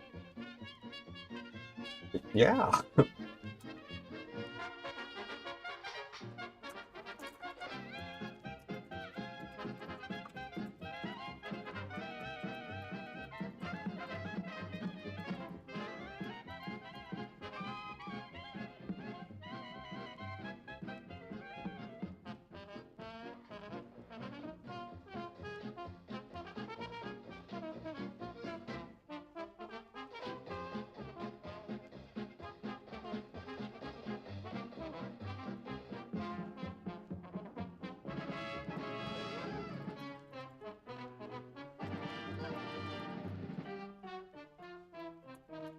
Yeah.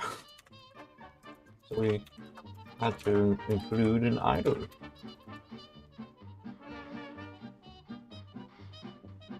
Idle shaft.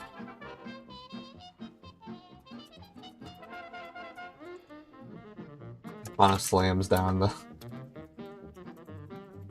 hood.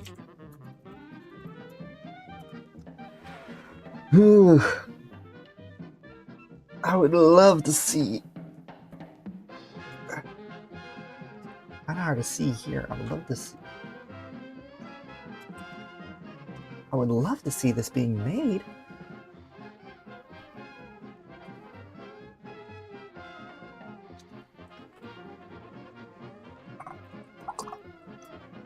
Oh, well, they do them in the... Well, this specific car is all made in the same factory. Which one? Thanks. Then she leaves. Okay.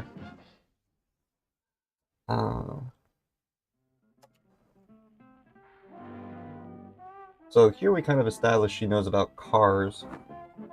Did we do that before already? I think she drives a car.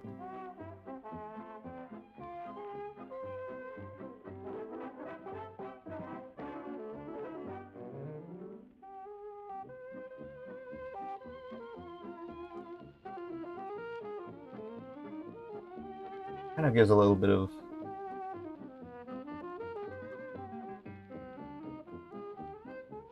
I don't know. I feel like her knowing about cars is a little strange in context here, you know?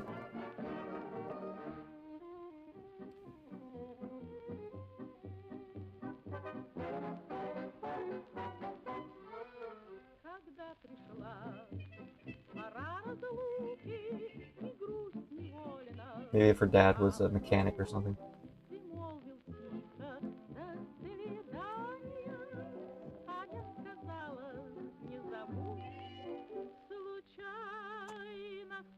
And she just straight up lied to the manager saying she doesn't know much about him.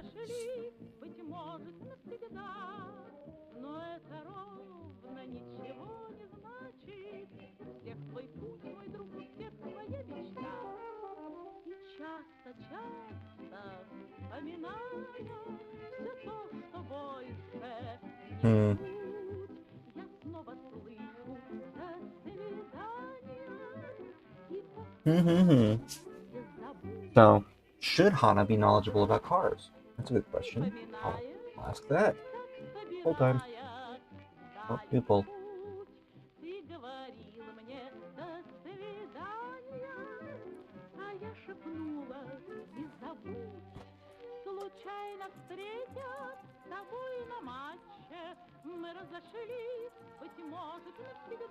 Knowledgeable, knowledgeable.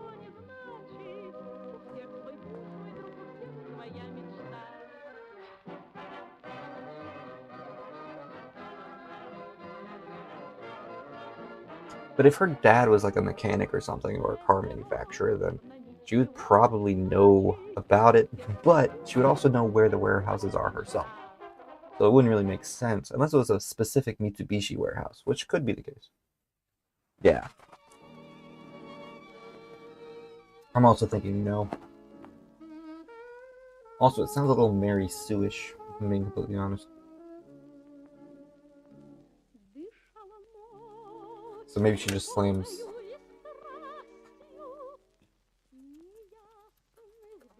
the hood down. I would like to see a more intimate angle.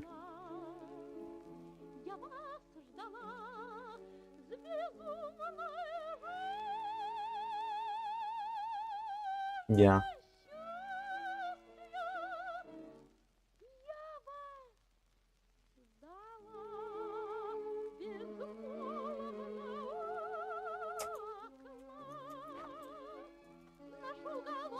Is there any place I can get a more intimate angle?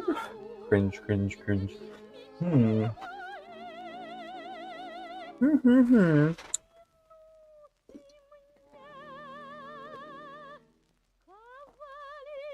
Okay, so I have about 30 minutes left to keep writing. Let's think. Before I have to go to work.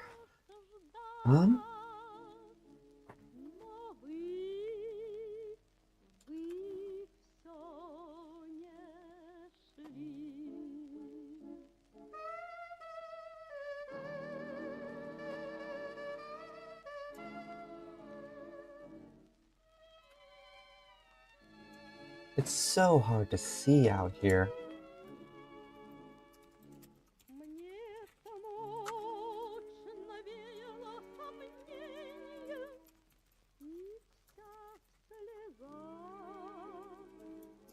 Is there more?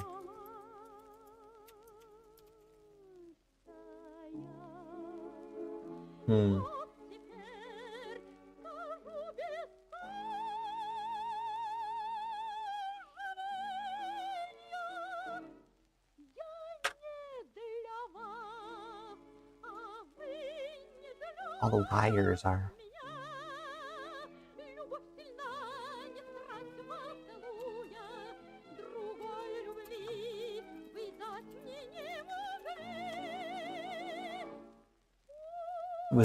And the tubes.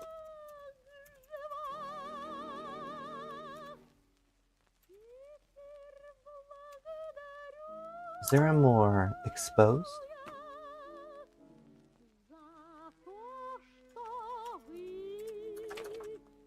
Is there a place I can see it more exposed? She could just be naked.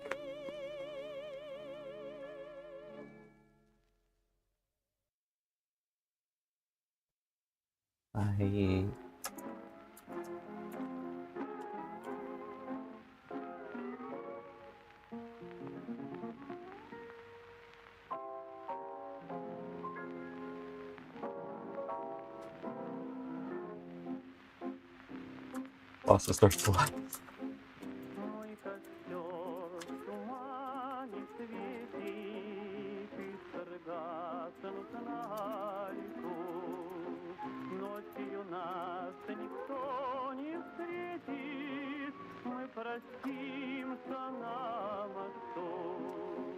На прощанье шаль каймою, ты на мне узлом стяни, как концы ее с собою мы сходились в эти дни.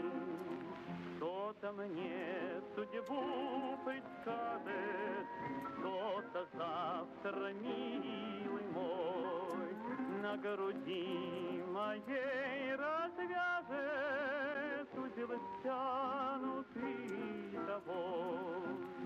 Вспоминай, коли другая друга милого любя, будет песни петь, играть.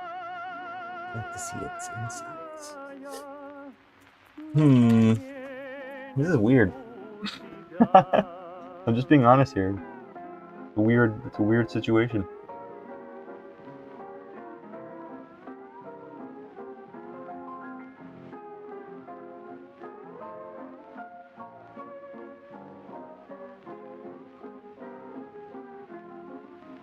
Мой костер туманит Hmm. Корга будут на лету, ночью нас никто не встретит.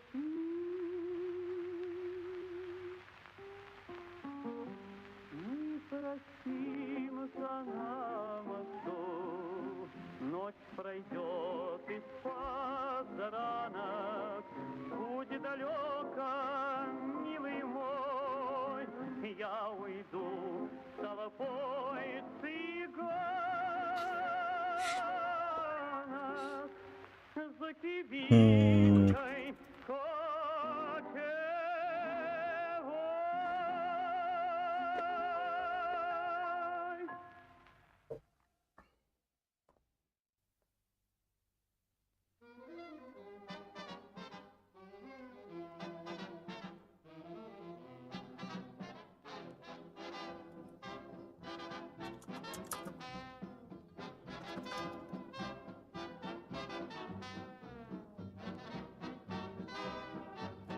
This is a bit weird.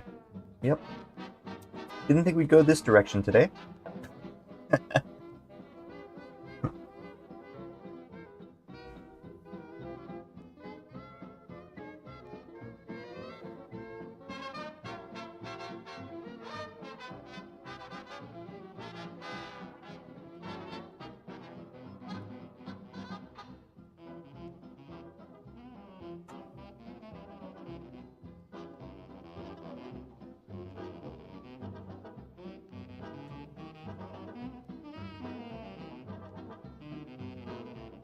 Oh my goodness.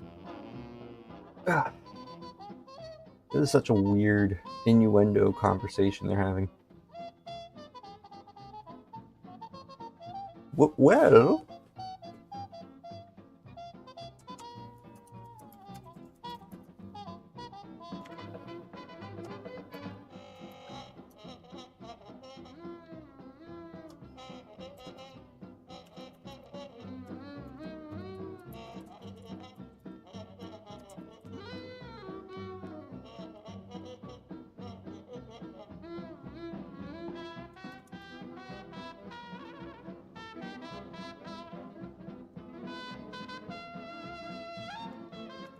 Weaves. Ooh. I don't know. Could they just flirt it out of him? Kind of a weird... Like, would he rat out his buddies to the cops because the woman cop was flirting with him? I don't know, what do you guys think?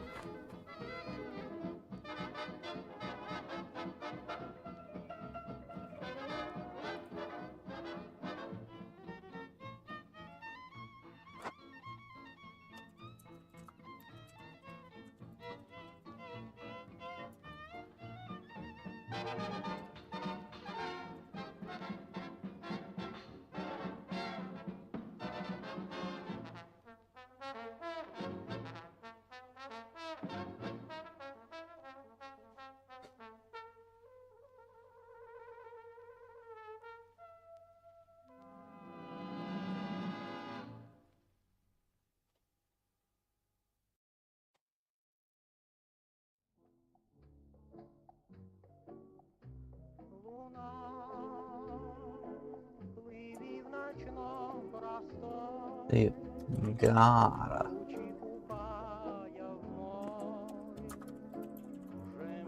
Somewhere, right?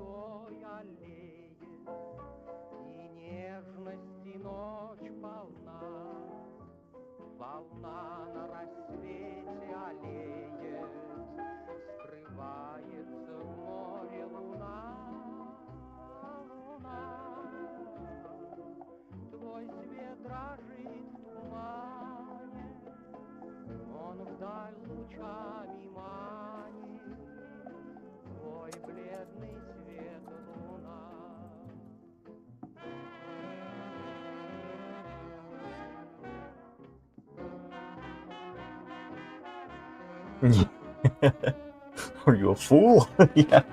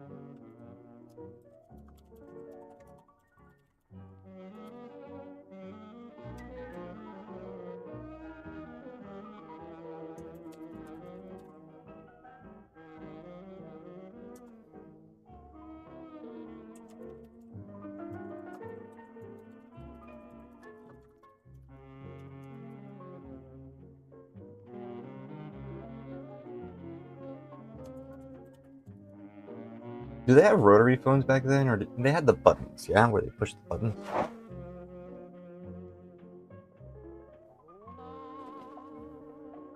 Твой свет дрожит в тумане, он вдаль And then maybe they can get the address from the phone number that he pushes in there. You know? твой бледный That could be a potential way they get it.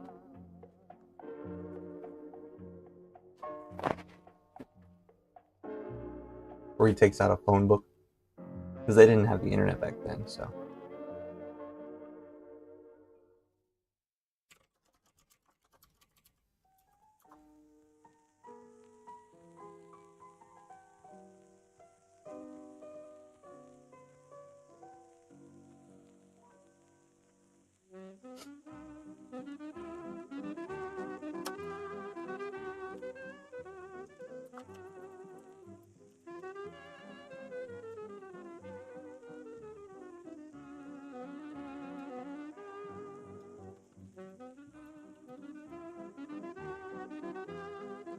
Would it be a warehouse? They call them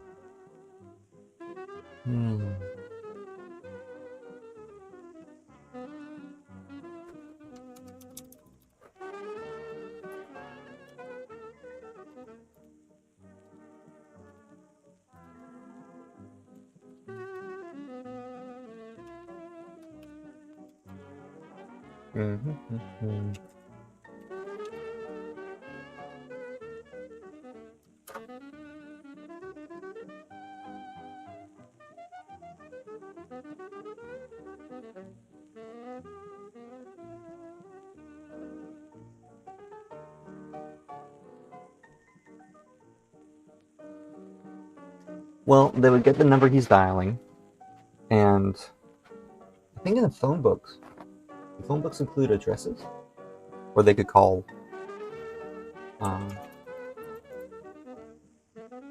phone book 1980s Japan. I'm pretty sure they would include addresses, yeah?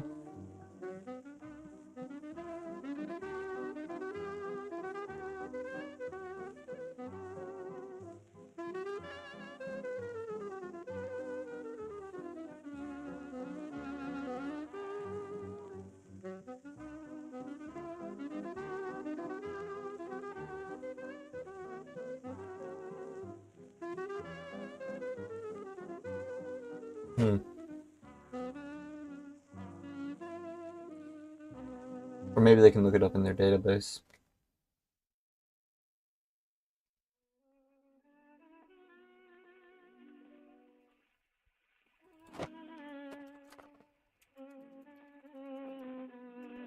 There we go.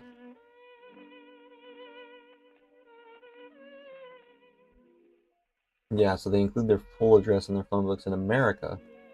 But what about in Japan?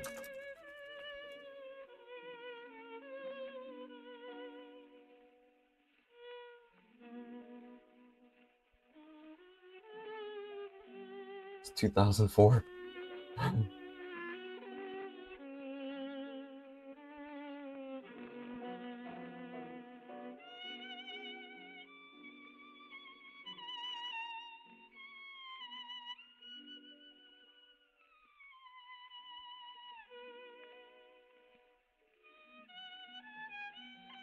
white pages or directory.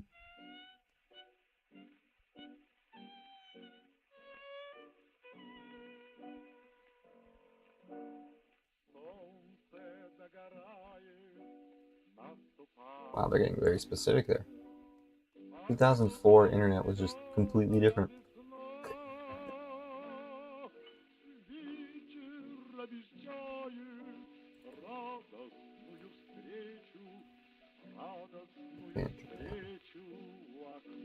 Not publicly accessible.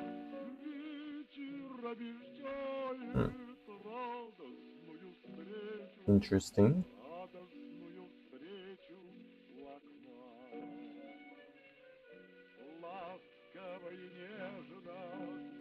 So maybe they don't have the address.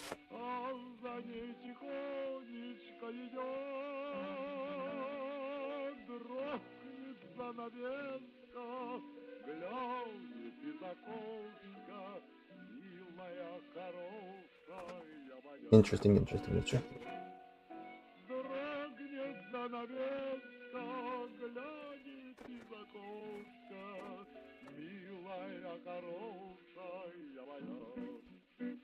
Okay, so maybe that's not an option for them.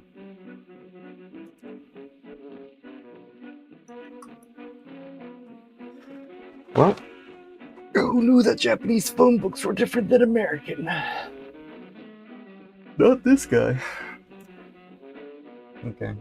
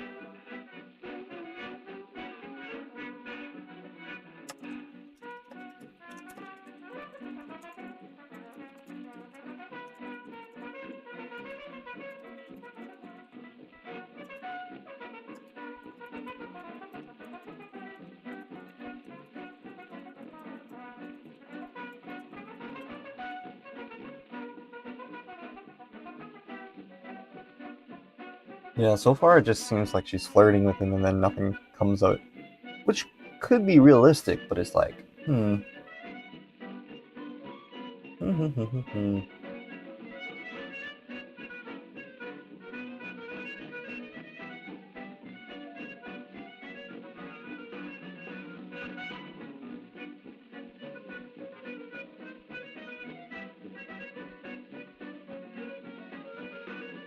Kinda silly.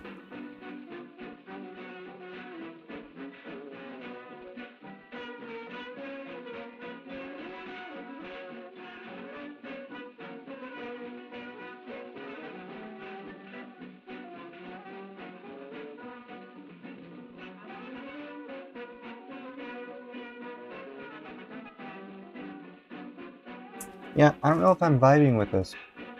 TBH. Might delete the whole thing. What do you think?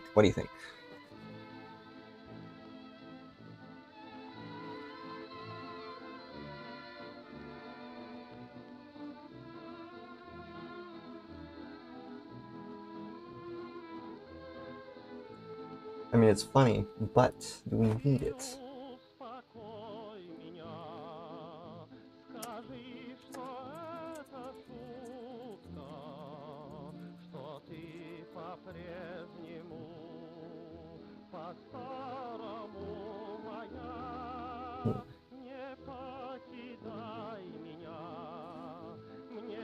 Yep.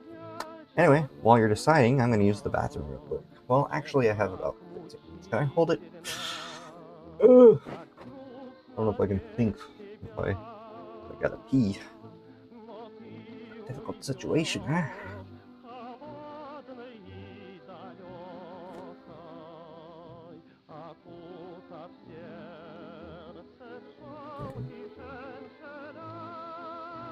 So I got one vote. Yes. Alright, so we're kind of back in the corner.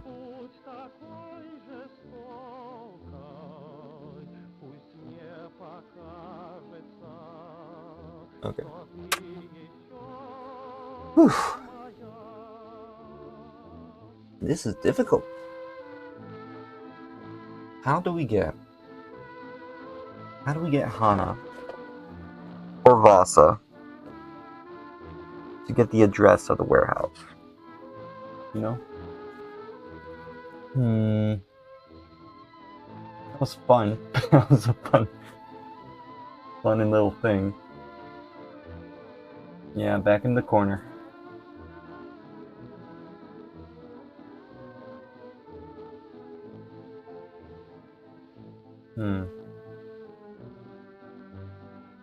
Back in the corner. Yep. Alright, I'm gonna use the restroom real quick. I'll be right back in maybe like a minute or two. But let's keep thinking about it. I'm gonna put the question at Q&A.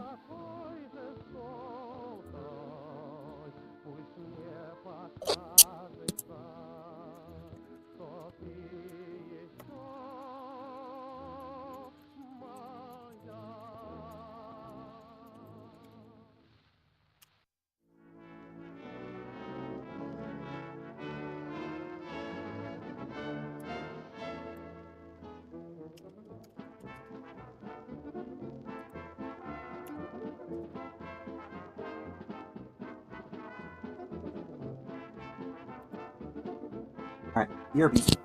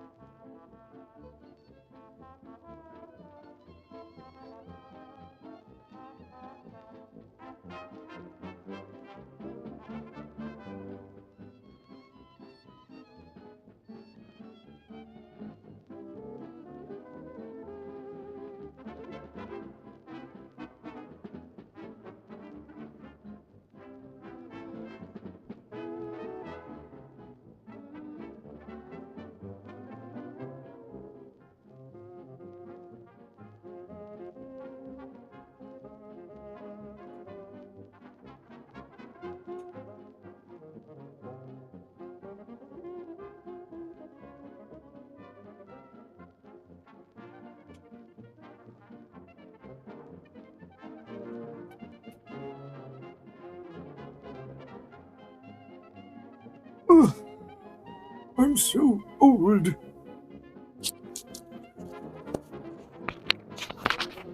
Okay, I'm back. Yep, back in the corner. Back in the corner.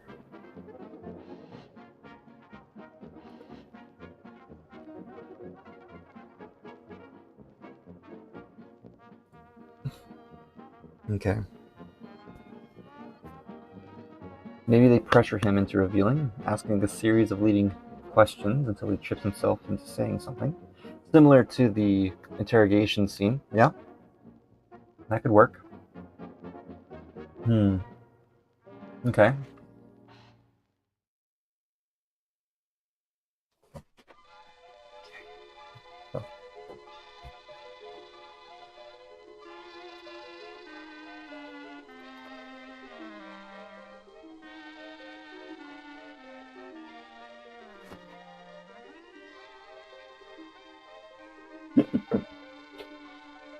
Maybe Vassa whips out his gun. Like, I'm gonna shoot if you don't tell me.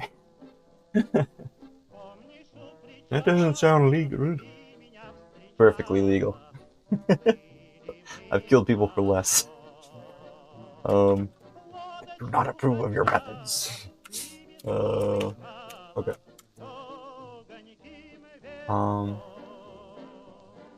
Yeah. So what are some interrogation techniques? Well, first, there's a couple of important information we need to know. So number one is that the car, the specific car, is manufactured in one warehouse. So we know that. But two, the manager knows which warehouse it is. Okay, but Vassa and Hana, they need to learn these things. They don't know those things, they need to learn them. So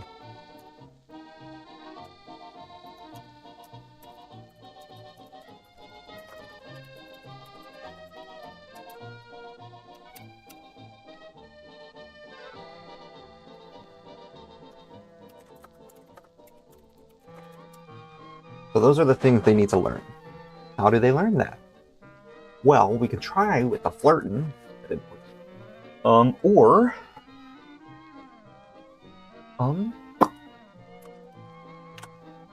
whoops. Push the print screen button accidentally. There's that. And so we have different options with interrogation.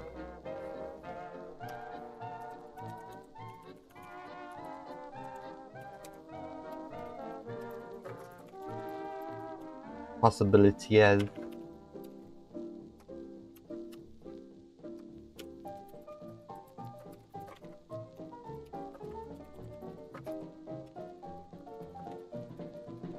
Don't wait for the courier. Force him. Hear him.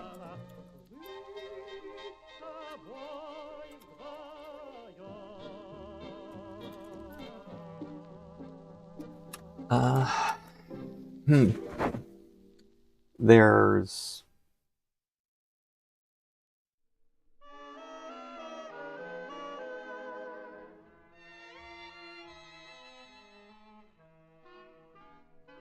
I would assume this guy has no like familial ties, but that's another option.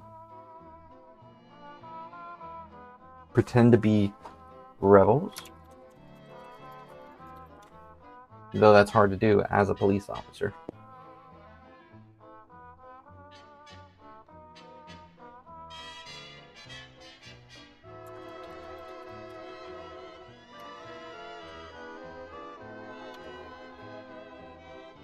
Okay, I have 5 minutes. So I guess we gotta decide what to do here. Yeah.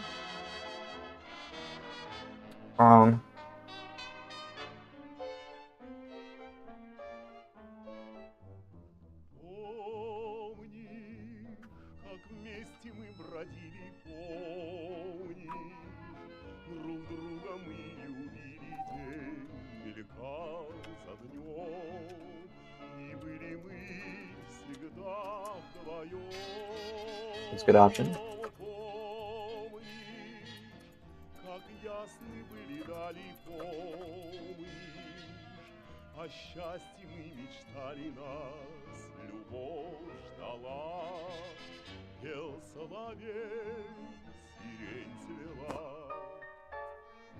Yeah, no.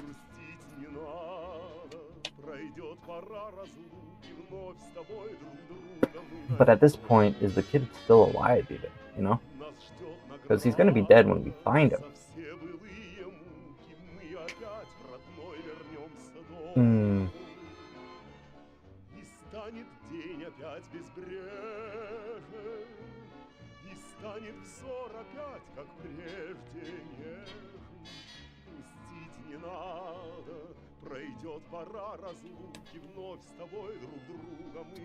These are different options. So let's put a poll, I suppose.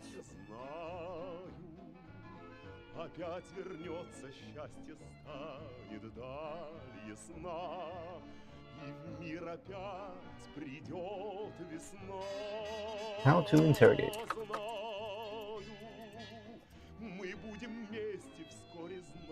Okay, number one was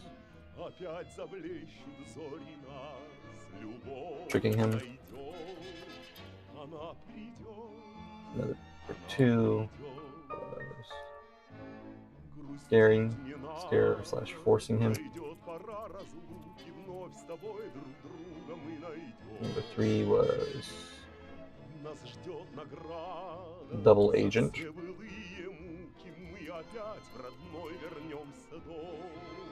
Number 4, appeal to humanity.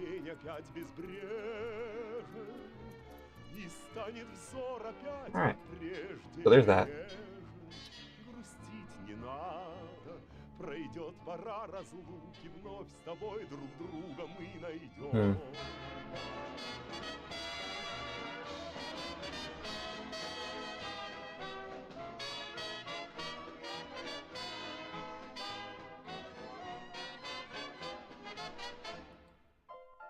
If they tried to appeal to his humanity, I think the options for me are tricking him or appealing to his humanity.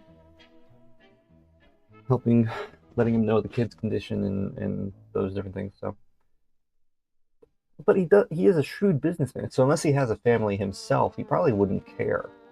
I don't think he's the type.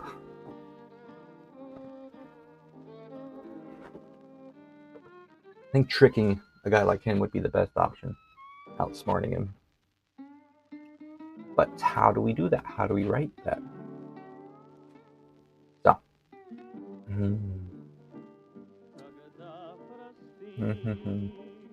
So maybe for a guy like him, tricking him or scaring him would be good. Maybe. Yeah. Okay. We'll try tricking him. Last time we tried tricking him by flirting.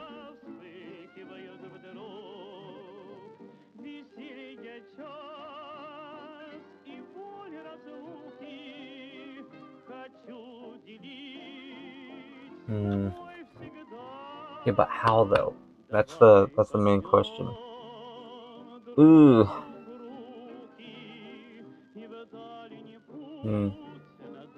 Well, we have spent basically 2.5 hours working on this, and most of what we wrote kind of just disappeared because it was all flirting. But we did edit quite a bit today. We did figure out what we're gonna do. Figured out what didn't work and what will work. And I'll be here tomorrow as well. So yes, if you guys want to join in on the stream, I'll be there tomorrow. About time I had to work, unfortunately. So yes, let the thoughts linger in your head and we'll figure it out tomorrow, yeah? How to trick a rude businessman. That might be my next stream name.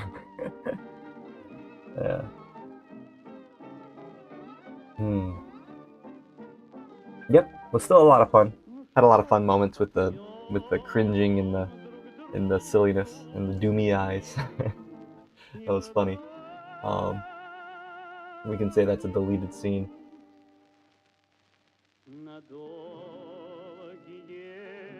Yes. All right, I'll see you tomorrow. Thanks, Rihanna.